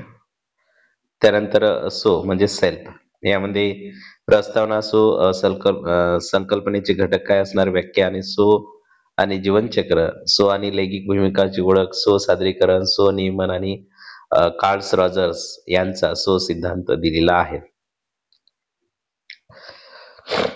बघा, अध्ययन उद्दिष्टे आहेत. या पाठाचे उद्दिष्टे विद्यार्थ्यांना खाली मुद्दे समजून घेणे सोयीस्कर व्हावे हे आहेत. सो संकल्पनेच्या पहिल्याविषयी माहिती घेणे, सोची निर्मिती आणि वृद्धी कशी होते हे समजणे, सो भान, सो प्रतिमा, सो सक्षमता आणि आत्मप्रतिष्ठा यांचे महत्व समजणे, सो नियमाचे मार्ग समजणे आणि कार्ल्स राजरच्या सो सिद्धांत माहित होणे. तुम्ही कोण आहात, कृती दिलेल्या आहेत. मला रिकाम जागा करायला आवडतं, मी रिकाम जागा चांगले करू शकतो, मला हे बनायला आवडेल, माझ्या वर्तनात सर्वात महत्वाचं आहे रिकाम जागा ही गोष्ट आहेत आणि मी आहे. अशी कृती दिलेली आहेत, कृती करून घ्या. त्यानंतर बघा, प्रस्तावना. पहिली कृती करताना हे लक्षात येईल की आपण सर्व एका अतिशय गुंतागुंतीच्या जगांचा भाग आहोत. आपण मुलगा, मुलगी, विद्यार्थी, शिक्षक, मित्र, सवंगडी अशा वेगवेगळ्या भूमिका करत असतो. आपण या प्रश्नाची उत्तरे वेगळ्या रीतीने देऊ शकतो आणि या सर्व उत्तरांची गोळाबेरीज म्हणजेच तुमचा सो आहे. सोची संकल्पना म्हणजे तुम्ही जे काही आहात याबद्दलचे तुमचे स्वतःचे ज्ञान होय. सो संकल्पना कशाला म्हणतात? सोची संकल्पना म्हणजे तुम्ही जे काही आहात याबद्दलचे तुमचे स्वतःचे ज्ञान होय. यात आपल्याविषयीच्या शारीरिक, मानसिक आणि सामाजिक विचार आणि भावना याविषयीचा समावेश होतो. यात आपल्या वर्तनाचा, आपल्या क्षमताचा आणि आपल्या व्यक्तित्व गुणांचा समावेश होतो. आपली सोच ही संकल्पना पूर्व बालावस्थेत आणि पूर्व बालावस्थेत आणि कुमार वयात फार वेगाने विकसित होते आणि आपल्या संपूर्ण आयुष्यात ही संकल्पना सारखी घडतं आणि बदलत असते. सो संकल्पनेचे घटक काय आहेत? संकल्पनेबद्दल विचारलेल्या विशिष्ट प्रश्नांना तुमचे उत्तर वेगळे असू शकते, पण संकल्पनेचे एकूण संघटन सर्वांसाठी सारखेच असते. यामध्ये बघा,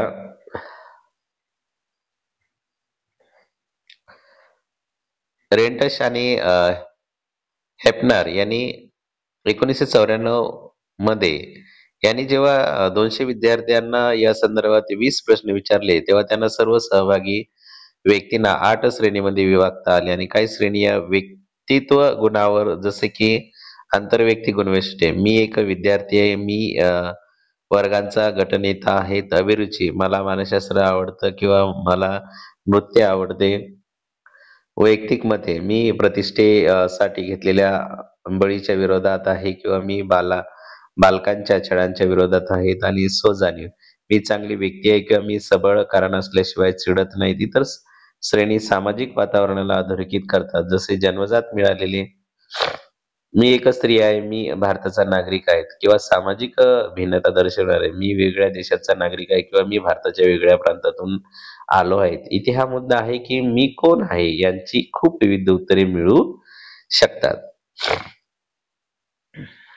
एक कृती दिलेली आहेत. रेंटस आणि हेपनर यांनी दिलेल्या प्रारूपात असलेल्या वेगवेगळ्या श्रेणीत तुमचे वर्णन करणारे वाक्य बनवा.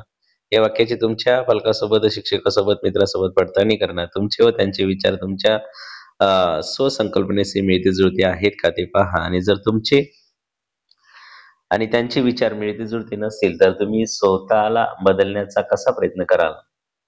आता इथे व्याख्या दिलेल्या आहेत, बघूया आपण सोची. स्वसंकल्पना ही पूर्णपणे तुमची प्रतिमा असते. हे तुमच्या क्षमता व व्यक्तित्व गुणाचे पूर्ण चित्र आहेत आणि ही एक बोधात्मक संकल्पना आहे, जी आपल्याला स्वतः विषयी काय वाटते ते ठरवते आणि आपल्या वागण्याची दिशा ठरवते. हार्टनर 1996 मध्ये.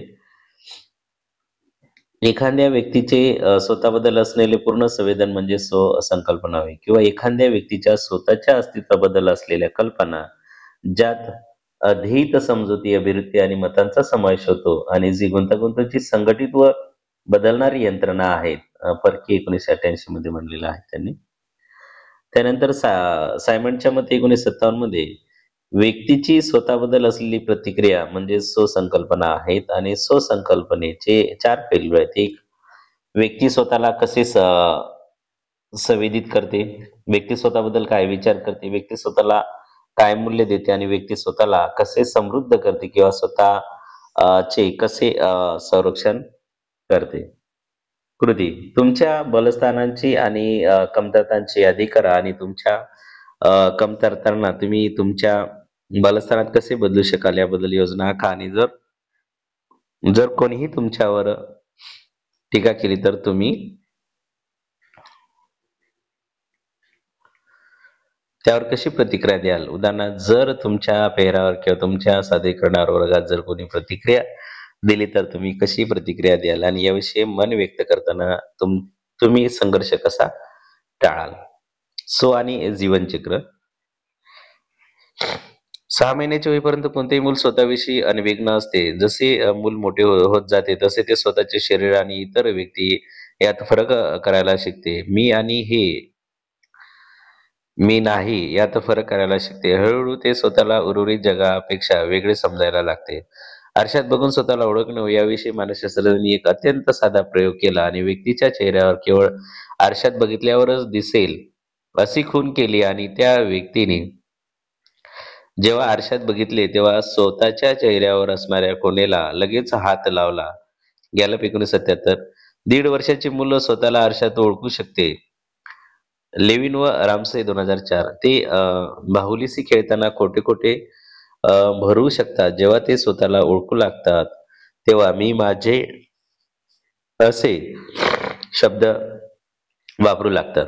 2 वर्षाच्या मुलाला चांगले आणि वाईट वागण्यातला फरक समजायला लागते आणि इतरांच्या काय अपेक्षा आहेत हे देखील समजायला लागते आणि ते इतरांना हसून प्रतिक्रिया देते. तसेच कोणी रागावल्यास तशी प्रतिक्रिया देते आणि ते त्यांच्यासाठी महत्त्वाच्या असलेल्या व्यक्तीसारखे वागून स्वची जाणीव विकसित करते आणि ही आदरांची सुरुवात असते. 3 वर्षाचे मूल स्वतःला ओळखू लागते आणि इतर मुलांना मुलगा किंवा मुलगी म्हणून ओळखू लागते आणि 3 ते 12 वर्षांमध्ये मुलांची स्वसंकल्पना ही त्यांच्या विशिष्ट क्षमता व कौशल्यावर आधारित आहेत आणि मुलांना स्वतःला काय जमेल आणि काय जमणार नाही यांच्यावर ते स्वतःबद्दल मत ठरवते. जसे तो गातो, नाचू शकतो, त्याला एकट्याला प्रवास करणे जमते आणि या वयात स्वसंकल्पना तो मुलगा आहे किंवा मुलगी आहे, वय, कुटुंब व त्याला काय करता येते किंवा येत नाही यावर आधारित असते. जेव्हा मूल 5 ते 6 वर्षाचे होते, शाळेत जाऊ लागते, तेव्हा ते स्वतःची इतर मुलाशी तुलना करू लागते, की मी बुद्धिमान, हुशार, इतरांपेक्षा जास्त वेगवान असा विचार करू लागते आणि हा काळ सामाजिक तुलना करण्याचा आहे. या या वयात मूल खोटे बोलायला आणि माहिती लपवून ठेवायला शिकते आणि ही माहिती पालकापासून लपवून ठेवली जाते. यात विचार, भावना आणि दबलेल्या इच्छांचा समावेश असतो. हा जो वैयक्तिक स्वसंकल्पनेचा विकास असतो आणि ती स्वसंकल्पना विकासातील अवघड वैकसिक अवस्था आहेत आणि या काळात त्यांचा एक कल्पनेतील मित्र असू शकतो आणि जो त्यांच्याशी बोलतो आणि फक्त त्यांना ऐकू येतो. YouTubeवर बोगस नावाचा चित्रपट पहा. मूल आपली माहिती इतरांबरोबर वाटत नाही. सरस्वती सुसंकल्पना कुमारावस्थेत विकसित होत असताना त्यांचे इतरांचे दृष्टिकोन समजून घेण्याची सवय सुद्धा येते आणि जी विकसित झाल्यामुळे कुमार इतराबद्दल विचार करू लागतात आणि इतरांचा दृष्टिकोन समजून घेण्याचा प्रयत्न करतात. म्हणून कुमारवयीन मुले स्वतःबद्दल आणि स्वतःच्या दिसण्याबद्दल जास्त जागरूक होतात आणि ते काही वेळा वस्तुनिष्ठ स्वभान या अवस्थेत प्रवेश करतात आणि जिथे त्यांना इतरांचे लक्ष वेधून घेणे व प्रसिद्ध होणे आवडते आणि यासाठी कुमारवयीन मुले समवयस्क मुलासारखे वागण्याचा आणि दिसण्याचा प्रयत्न करतात. आणि लैंगिक भूमिका ओळख. लैंगिक भूमिका आणि लैंगिक ओळख या संकल्पनेचे महत्वाचे पैलू आहेत. लैंगिक ओळख आणि लैंगिक भूमिका या दोन वेगळ्या संकल्पना आहेत. लैंगिक ओळख ही जन्मजात असते आणि लैंगिक ओळख ही त्या व्यक्तीचे स्त्री किंवा पुरुष स्वतःबद्दल असलेले संवेदन आहेत आणि लिंग गुणसूत्रामुळे जन्माला येणारे बालक हे मुलगा असेल की मुलगी असेल हे ठरवते. लैंगिक भूमिका ही आपली मनोसामाजिक प्रवृत्ती आहे जी आपण समाजात राहून शिकलो आहेत. लैंगिक भूमिका ही मूल निरीक्षण व इतरांची नक्कल करण्यातून शिकत जाते आणि त्यामुळे लैंगिक भूमिका ही कौटुंबिक आणि सांस्कृतिक वातावरणात घडत जाते. काही वेळा आपल्याला दिसते की एखादी मुलगी एखाद्या गटाचे नेतृत्व समर्थपणे करत आहेत आणि कणखरपणे निर्णय घेत आहेत. आपण असे म्हणू शकतो की ती मुलगी सारखी वागते किंवा तुम्हाला असे पण दिसेल की एखादा मुलगा कलात्मक गोष्टीत परिचारक, स्वयंपाक किंवा इतरांना मदत करण्यात रस घेतो आहे. तर समाजाने सवंग प्रतिक्रिया सुद्धा देऊ शकतो की तो मुलगा मुलीसारखा वागतो आणि ज्यामुळे त्या मुलाला त्रास होऊ शकतो आणि कृपया लक्षात ठेवा की एखाद्या पुरुषाने स्त्रीचे काम करणे किंवा स्त्रीने पुरुषाचे काम करणे यात गैर असे काहीच नाही. तर तुम्हाला असे दिसेल की पंडित बिरजू महाराज, संजीव कपूर किंवा विक्रम गायकवाड हे ज्या क्षेत्रात स्त्रिया प्रामुख्याने आढळतात अशा क्षेत्रात प्रसिद्ध आहेत आणि तर फुगट भगिनी कल्पना चावला, किरण बेदी, अवनी चतुर्वेदी, लढाऊ विमानाची भारतातील पहिली स्त्री वैमानिक अवनी चतुर्वेदी, लढाऊ विमानातील भारतातील पहिली स्त्री वैज्ञानिक, या ज्या क्षेत्रात पुरुष प्रामुख्याने आढळतात अशा क्षेत्रात प्रसिद्ध आहेत. आपण असे म्हणू शकतो की आता लैंगिक भूमिका मिसळू लागलेल्या आहेत. समाज हे बदल मोकळ्या मनाने स्वीकारतो आहे. व याला मान्यता देतो आहेत आणि ज्याचे प्रतिबिंब जाहिरात क्षेत्रातपणा उमटताना दिसते आहेत. उदाहरणार्थ, एका जाहिरातीतील वडील मुलीला शाळेसाठी तयार करताना दिसतात आणि दुसऱ्या जाहिरातीत एक पुरुष घरात भांडी भांडी घासताना दिसतोय. आपण आता स्वसंकल्पनेशी निगडीत इतर काही संकल्पनांची माहिती घेऊया. स्वसादरीकरण. स्वसंकल्पनेचे 4 प्रमुख घटक आहेत. ते म्हणजेच स्वभान, स्वप्रतिमा, सक्षमता आणि आत्मप्रतिष्ठा. स्वभान आहे, स्वप्रतिमा आहेत, सक्षमता आणि आत्मप्रतिष्ठा. तर स्वभान कशाला म्हणतात? हा स्वसंकल्पनेचा एक घटक आहे. स्वभान हा एक असा व्यक्तिमत्व गुण आहे ज्यात स्वतःच्या विचारांची, भावनांची, वर्तनाची व व्यक्तिमत्व गुणाची असलेली संबोध जाणीव आहे. चेरी 2018. स्वसंकल्पना असण्यासाठी स्वभान असणे फार गरजेचे असते आणि इथे व्यक्तीला स्वतःचे व्यक्तिमत्व इतरांपेक्षा वेगळे आहेत याची जाणीव असते. आणि पियाजेच्या मते, पियाजे काय म्हणतो, स्वभान 15 ते 24 महिन्याच्या बालकात विकसित होऊ शकते. पियाजे यांनी म्हणलेलं आहे की जे स्वभान आहे, पियाजे काय म्हणते, पियाजेच्या मते स्वभान हे 15 ते 24 महिन्याच्या बालकात विकसित होऊ लागते आणि मूल स्वकेंद्रित होण्याआधी स्वभान विकसित होणे गरजेचे असते. कारण यामुळे ते इतरांच्या भावना समजू शकतात व इतरांकडून त्यांची वस्तू मागितल्यावर त्यांना काय वाटेल याची जाणीव त्यांना होते.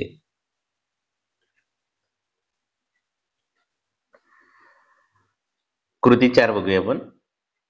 तुमचे नाव मध्यभागी लिहा आणि तुमच्या व्यक्तिमत्वाचे वेगळे पैलू बाजूला लिहिलेल्या वर्तुळात लिहायचे. तुमचे 5 बलस्थाने व 5 कमतरतेविषयी लिहा आणि तुमच्या कमतरतांना तुमची बलस्थाने कसे बनवता येईल यावर चर्चा करा.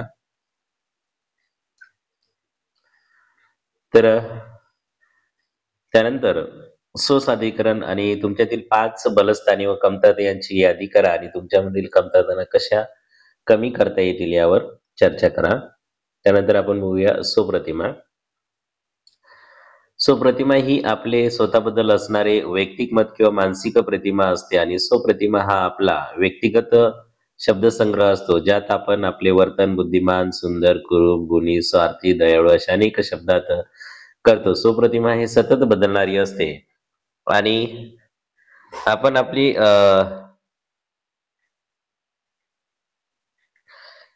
आपण आपली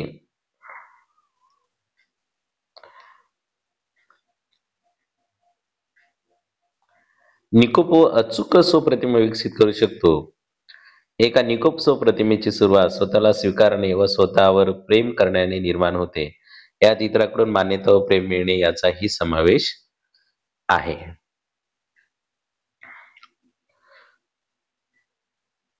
इथे बघा, एक मुलगी शरीर प्रतिमा ही स्वप्रतिमेचाच एक भाग असते. तक्ता बघा, तक्ता क्रमांक 1. सकारात्मक स्वप्रतिमा निर्माण करण्यासाठी निश्चितपणे कोणती पावले उचलावी लागतील? 1. स्वतःच्या सकारात्मक गुणाची यादी करा. तुमच्या पालकांना, मित्रांना तुमच्या चांगल्या गुणाचे वर्णन करायला सांगा.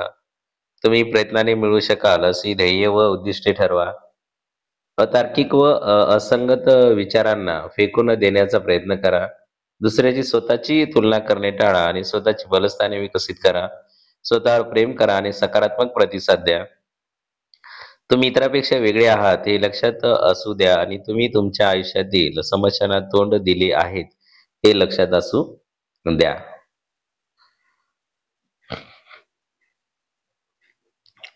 सो शरीर प्रतिमा ही आपण कसे दिसतो किंवा आपण इतरांना कसे वाटतो यापेक्षा जास्त असते. उदाहरणार्थ, एक वयाच्या 25व्या वर्षापर्यंत सर्वसामान्य असणारी मुलगी अनघा मोडक डेंग्यूच्या तापात तिची दृष्टी गेली आणि ती मराठीतील एक उत्कृष्ट निवेदिका आहे आणि इतरांना आयुष्याकडे सकारात्मक दृष्टीने पाहण्यासाठी आत्मविश्वासाने मदत करते. स्वप्रतिमा ही सांस्कृतिक निकषावर आधारित असते आणि यावर कुटुंब, मित्र-मैत्रिणी व इतरांच्या महत्वाच्या व्यक्तीचा प्रभाव असतो. एक सकारात्मक स्वशरीर प्रतिमेची चांगल्या मानसिक समायोजनात मदत होते. कमी अपवाद कमी अवसाद धनात्मक स्वमूल्य आणि आयुष्याबद्दल समाधान, कमी चिंता आणि अन्य विकृती कमी प्रमाणात असणे. आपल्या विचारात असलेल्या विसंगतीमुळे आपली स्वप्रतिमा ऋणात्मक बनते व यामुळे आपले कुसमायोजन होऊ शकते. स्वय सक्षमता व्यक्ती एखादे ध्येय गाठू शकेल याविषयी व्यक्तीचा स्वतःच्या क्षमतावरचा विश्वास म्हणजे स्वयंक्षमता ही स्वयंक्षमता आणि ही स्वतःच्या योग्यतेविषयी असणाऱ्या स्वतःच्या विश्वासावर अवलंबून असते आणि ही योग्यता वेगळ्या क्षेत्रात वेगळी असू शकते. उदाहरणार्थ एखाद्या कुमारवयीन मुलांची सक्षमता मानसशास्त्रात चांगली असेल, तर ती गणितात चांगली असेलच असे नाही. मॅडेक्स 2002 ने याची व्याख्या अशी केलेली आहे, की काही विशिष्ट परिस्थितीत मी माझ्या कौशल्यांचा वापर कसा करू शकेल याबद्दल असलेला माझा विश्वास म्हणजे सक्षमता होय. या 2 घटकाचा समावेश होतो. एक परिणामाबद्दल अपेक्षा यात एखादे ध्येय मिळवण्यासाठी लागणाऱ्या कौशल्यांचा समावेश होतो आणि दुसरे सक्षमतेबद्दल अपेक्षा म्हणजेच व्यक्तीकडे ती कौशल्य आहेत का याविषयी त्यांचे मत आणि सक्षमता ही संकल्पना सामाजिक बोधात्मक सिद्धांतावर आधारित आहेत आणि ज्या सिद्धांतानुसार मानव वातावरणात निष्क्रियपणे जगण्याऐवजी स्वतःचे आयुष्य घडवण्याचा प्रयत्न करतो. बॅरन आणि मॅडक्स आणि स्नायडर 1997 मध्ये तक्ता क्रमांक 2 मध्ये बघा सक्षमतेची वैशिष्ट्ये दिलेली आहेत. उच्च स्वयं सक्षमतेची वैशिष्ट्ये एक आत्मविश्वास, योग्य स्वयंमूल्यमापन, जोखीम पत्करण्याची तयारी, ध्येयपूर्तीची जाणीव. कमी सक्षमतेची वैशिष्ट्ये जोखीम पत्करण्याची भीती, पराजयाची भीती, अनिश्चिततेची भीती, प्रभाव व्यवस्थापन. सक्षमता वाढवण्यात कशी येईल? कौशल्याचे विकसन, तुमच्या क्षेत्रात तुमचा आदर्श निवडा आणि त्यांच्या कृतीचे अनुसरण करा. इतरांना विशिष्ट व विधायक प्रतिक्रिया द्यायला सांगा. स्वतःला बक्षीस द्या. समुपदेशाच्या सल्ल्याने स्वतःचे मन वळवण्याचा प्रयत्न करा. तुमची उत्तेजना वाढल्यामुळे कार्यक्षमता कमी करणाऱ्या घटकावर ताबा मिळवणारी तंत्रे शिका. जसे ध्यान करणे, जागृत ध्यान आणि प्रतिक्रिया, संमोहन आणि शीतलन कृती. तक्ता क्रमांक 2 पाहून जास्त व कमी सक्षमतेच्या वैशिष्ट्याबद्दल स्वतःचे मूल्यमापन करा आणि सक्षमता कशी वाढवता येईल याबद्दल मित्रासोबत चर्चा करून त्या नोंदी महाविद्यालयाच्या सूचना फलकावर लावा.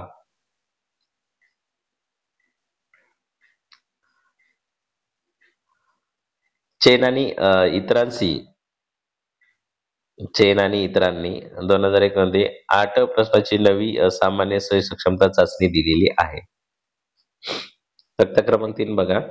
गुणाची पदनिश्चित श्रेणी वापरून खालील वाक्याबद्दल तुमचे मत मांडा. 1 आहेत संपूर्णपणे अमान्य, 2 अमान्य, 3 मान्य किंवा अमान्य दोन्ही नाही, 4 मान्य आणि 5 संपूर्णपणे मान्य. मी ठरवलेले ध्येय मिळवेनच. 1 2 आहे जेव्हा एखादे कठीण कार्य करायचे असेल तेव्हा मला खात्री आहे की ते मिळू शकेन. सर्वसाधारणपणे मला जे हवे आहे ते मी मिळवू शकेतो आणि मी जी गोष्ट करण्याचा प्रयत्न करेन त्यात यशस्वी होईल. माझ्यासमोर येणाऱ्या आव्हानांना मी यशस्वीपणे तोंड देईन. मला खात्री आहे की मी वेगळ्या कामे यशस्वीपणे पार पाडू शकतो आणि इतरांच्या तुलनेत मी बहुतेक कामे जास्त चांगल्या रीतीने करतो आणि जेव्हा गोष्टी करण्यास कठीण असतात तेव्हा सुद्धा मी जास्त चांगल्या पद्धतीने कार्य करू शकतो. गुणाचा अर्थ कसा लावाल आणि 40-32 जास्त सक्षमता 31 आणि 24 सर्वसाधारण सक्षमता त्यानंतर आणि 24 पेक्षा कमी असल्यास कमी सक्षमता. त्यानंतर आहे आत्मप्रतिष्ठा. एखाद्या व्यक्तीचे चांगल्या वाईटाविषयी किंवा आवडीनिवडीविषयी असलेले सर्वसाधारण मूल्यमापन म्हणजेच आत्मप्रतिष्ठा होईल आणि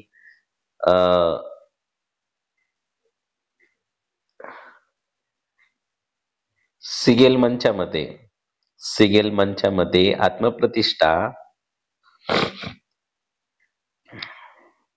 म्हणजेच व्यक्ती म्हणून तुमचे बरे वाईट असे सर्वांगीण मूल्यमापन जे तुमच्या सकारात्मक आणि नकारात्मक स्वसंवेदनावर आधारित आहेत आत्मप्रतिष्ठा म्हणजे एखाद्या व्यक्तीचा स्वतःबद्दल असलेला आदर आणि प्रत्येक व्यक्तीच्या आत्मप्रतिष्ठेची प्रत्येक गोष्टीसाठी वेगवेगळी पातळी असते. म्हणजेच एखाद्या मुलीला स्वतःच्या बुद्धिमत्तेसाठी आत्मप्रतिष्ठा असू शकते, पण अपरिचित लोकांशी बोलताना तिची आत्मप्रतिष्ठा कमी असू शकते. तक्ता क्रमांक 4 बघा. आत्मप्रतिष्ठेची वैशिष्ट्ये दिलेली आहेत. उच्च आत्मप्रतिष्ठेची वैशिष्ट्ये: जबाबदारी, ध्येयनिष्ठा, प्रामाणिक आणि क्षमाशील, अंतर्गत मूल्य, सकारात्मकता, स्वसुधारणा. कमी आत्मप्रतिष्ठेची वैशिष्ट्ये: दुःखाची भावना, चिंतेची भावना, वर्चस्व किंवा न्यूनगंडाची भावना, स्वतःबद्दल किंवा इतरांबद्दल सैमांचा अभाव. बाह्य प्रभावामुळे निर्माण होणारी उद्दिष्टे: बाह्य प्रभावामुळे व्यक्ती व्यसन, गुन्हेगारी किंवा दहशतवादाच्या आहारी जाऊ शकतो. आणि नकारात्मकता. आत्मप्रतिष्ठा कशी वाढवावी? स्वतःची नकारात्मक बोलणे टाळा. स्वतःशी नकारात्मक बोलणे टाळा. स्वतःची बलस्थाने ओळखा, स्वमूल्य ओळखा आणि चुका स्वीकारा आणि नकार पचवा. एक कृती दिलेली आहे. तक्ता क्रमांक 4 वापरून स्वतःचे जास्त व कमी आत्मप्रतिष्ठेच्या वैशिष्ट्यावर मूल्यमापन करा आणि स्व आत्मप्रतिष्ठा कशी वाढवायची याबद्दल तुमच्या मित्र-मैत्रिणीशी चर्चा करा. तुम्ही स्वतः सुधारणा करू शकाल किंवा तुमची आत्मप्रतिष्ठा तुम्ही कशी वाढवू शकाल यावर लेख तयार करा. स्वचे एवढे पैलू पाहिल्यानंतर तुम्ही निश्चित विचार करत असाल की मग स्वनियमन कसे करता येईल, आपण चर्चा करूया. स्वनियमन स्वनियमन म्हणजे तुम्ही तुमचे विचार, भावना आणि कृतीवर तुमच्या फायद्यासाठी नियंत्रण ठेवणे. यामुळे आपण सामाजिक नियमानुसार वागतो. आपल्या वागण्याने आपण महाविद्यालयांचे वातावरण, परिस्थितीचा वेळ आणि आपले नातेसंबंध इतरांसाठी त्रासदायक होणार नाहीत यांची काळजी घ्यायला हवी. आणि जेव्हा तुम्ही स्वनियमन करता, तेव्हा तुम्ही स्वतःला उतावळेपणाने प्रतिक्रिया देण्यापासून आणि तुमच्या इच्छांची लगेचच पूर्तता करण्यापासून थांबवता. स्वनियमन आपण स्वतःच्या कृतींना आणि प्रतिक्रियांना नियंत्रित करतो, कारण आपण त्या कृतीच्या परिणामाचा आधी विचार करू शकतो. यामुळे आपण आयुष्याच्या काही गोष्टीवर लक्ष केंद्रित करतो आणि काही गोष्टीकडे दुर्लक्ष करतो. उदाहरणार्थ, जशी परीक्षा जवळ यायला लागते, तसे तुम्ही मित्राबरोबर कमी वेळ घालवता आणि अभ्यास करण्यावर लक्ष केंद्रित करता. हिगिन्स ने 1996 मध्ये नियामक लक्ष केंद्रावरचे संशोधन असे सांगते की माणसाचे 2 प्रकारचे नियामक लक्ष केंद्र असतात. एक वाढीव नियामक लक्ष केंद्रित व्यक्ती धनात्मक परिणाम साधण्याचा प्रयत्न करतो, तर प्रतिबंधक लक्ष केंद्रात ती ऋणात्मक परिणाम टाळण्याचा प्रयत्न करते. पूर्व आशिया खंडात व्यक्ती व स्वनियमाच्या प्रतिबंधक लक्ष केंद्र प्रकारांचा वापर करतात, कारण त्यांच्या इतरांकडून ऋणात्मक प्रतिक्रिया नको असतात.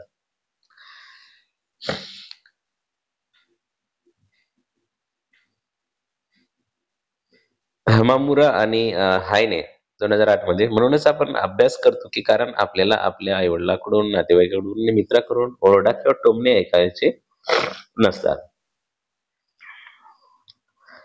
स्वनियमन आपल्याला आयुष्यात महत्वाचे आहे, कारण आपला मेंदू त्याप्रमाणे विचार करतो. आणि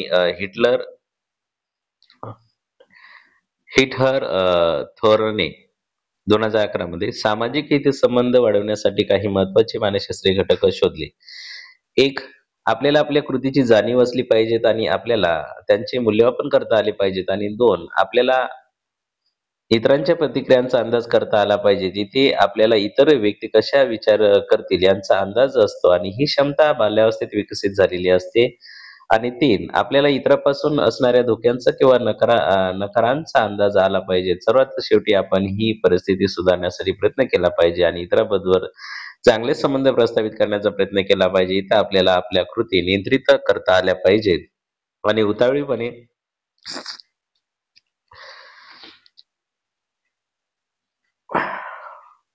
इतरांबरोबर आपल्याला संबंध प्रस्थापित करण्याचा प्रयत्न केला पाहिजे. इथे आपल्याला आपल्या कृती नियंत्रित करता आल्या पाहिजेत, उतावळीपणे प्रतिक्रिया देणे टाळले पाहिजेत आणि वाईट विचार करणे टाळले पाहिजेत, जे सोपे नाही. कृती बघा 7. सत्क्रमांकची कृती दिलेली आहेत. यामध्ये दिलेल्या आहेत हिटहर थोर्न यांच्या प्रारूपावरून आधारित तुमच्या आयुष्यातल्या एखाद्या घटनेचे वर्णन करा ज्यात तुम्ही या सर्व परिस्थितीतून गेला आहात. तुम्ही ही परिस्थिती कशी हाताळली?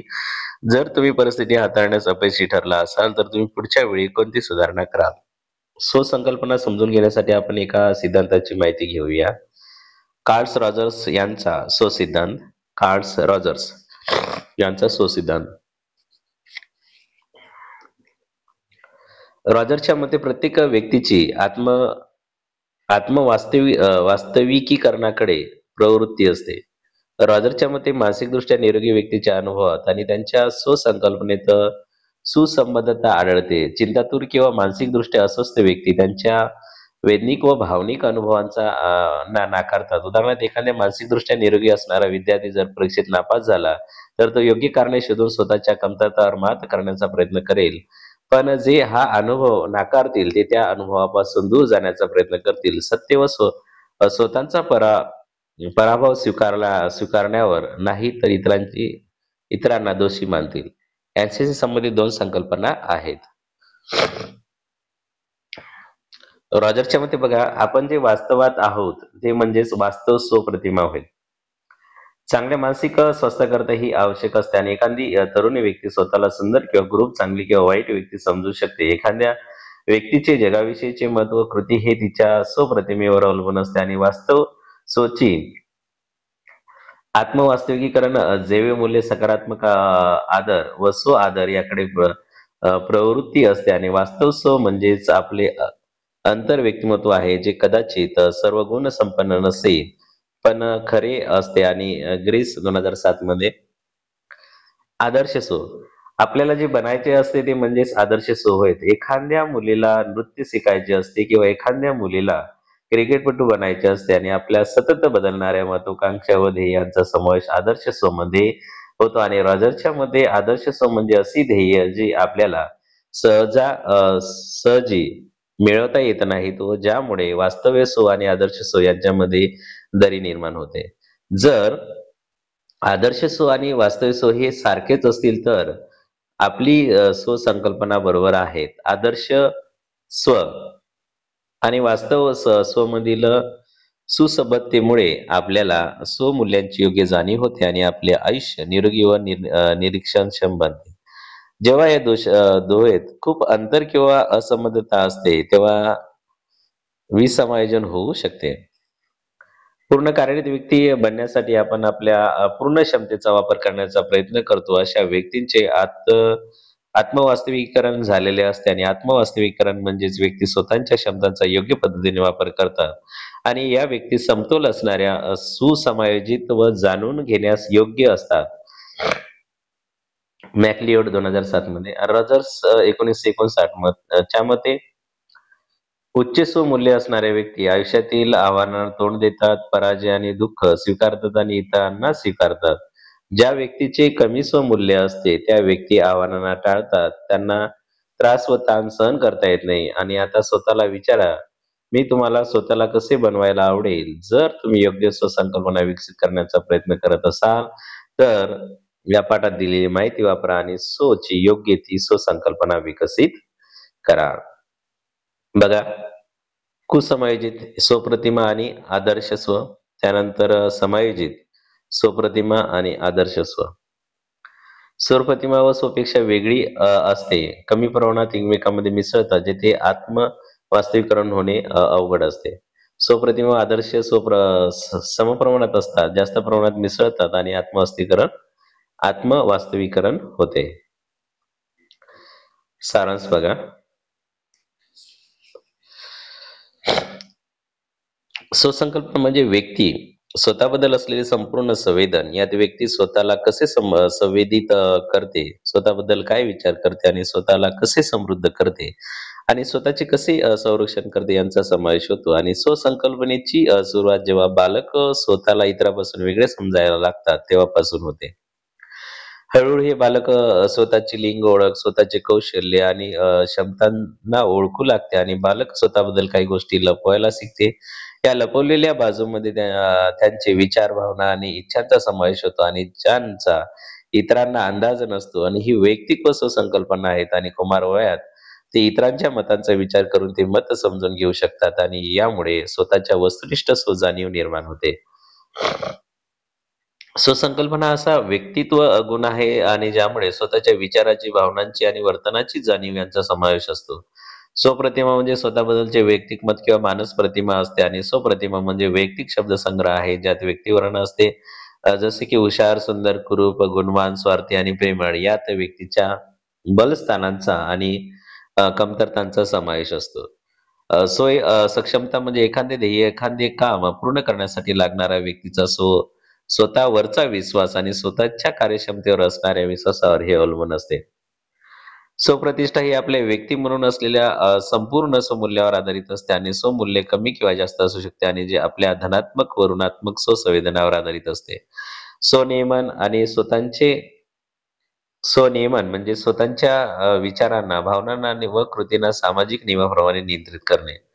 रॉजर्स यांच्या मते प्रत्येक व्यक्तीची आत्म-वास्तविकरणाकडे प्रवृत्ती असते आणि मानसिकदृष्ट्या निरोगी व्यक्तीच्या स्वसंकल्पनेत व अनुभवात समन्वय असतो आणि वास्तव स्व म्हणजेच आपण जे वास्तवात असते ते.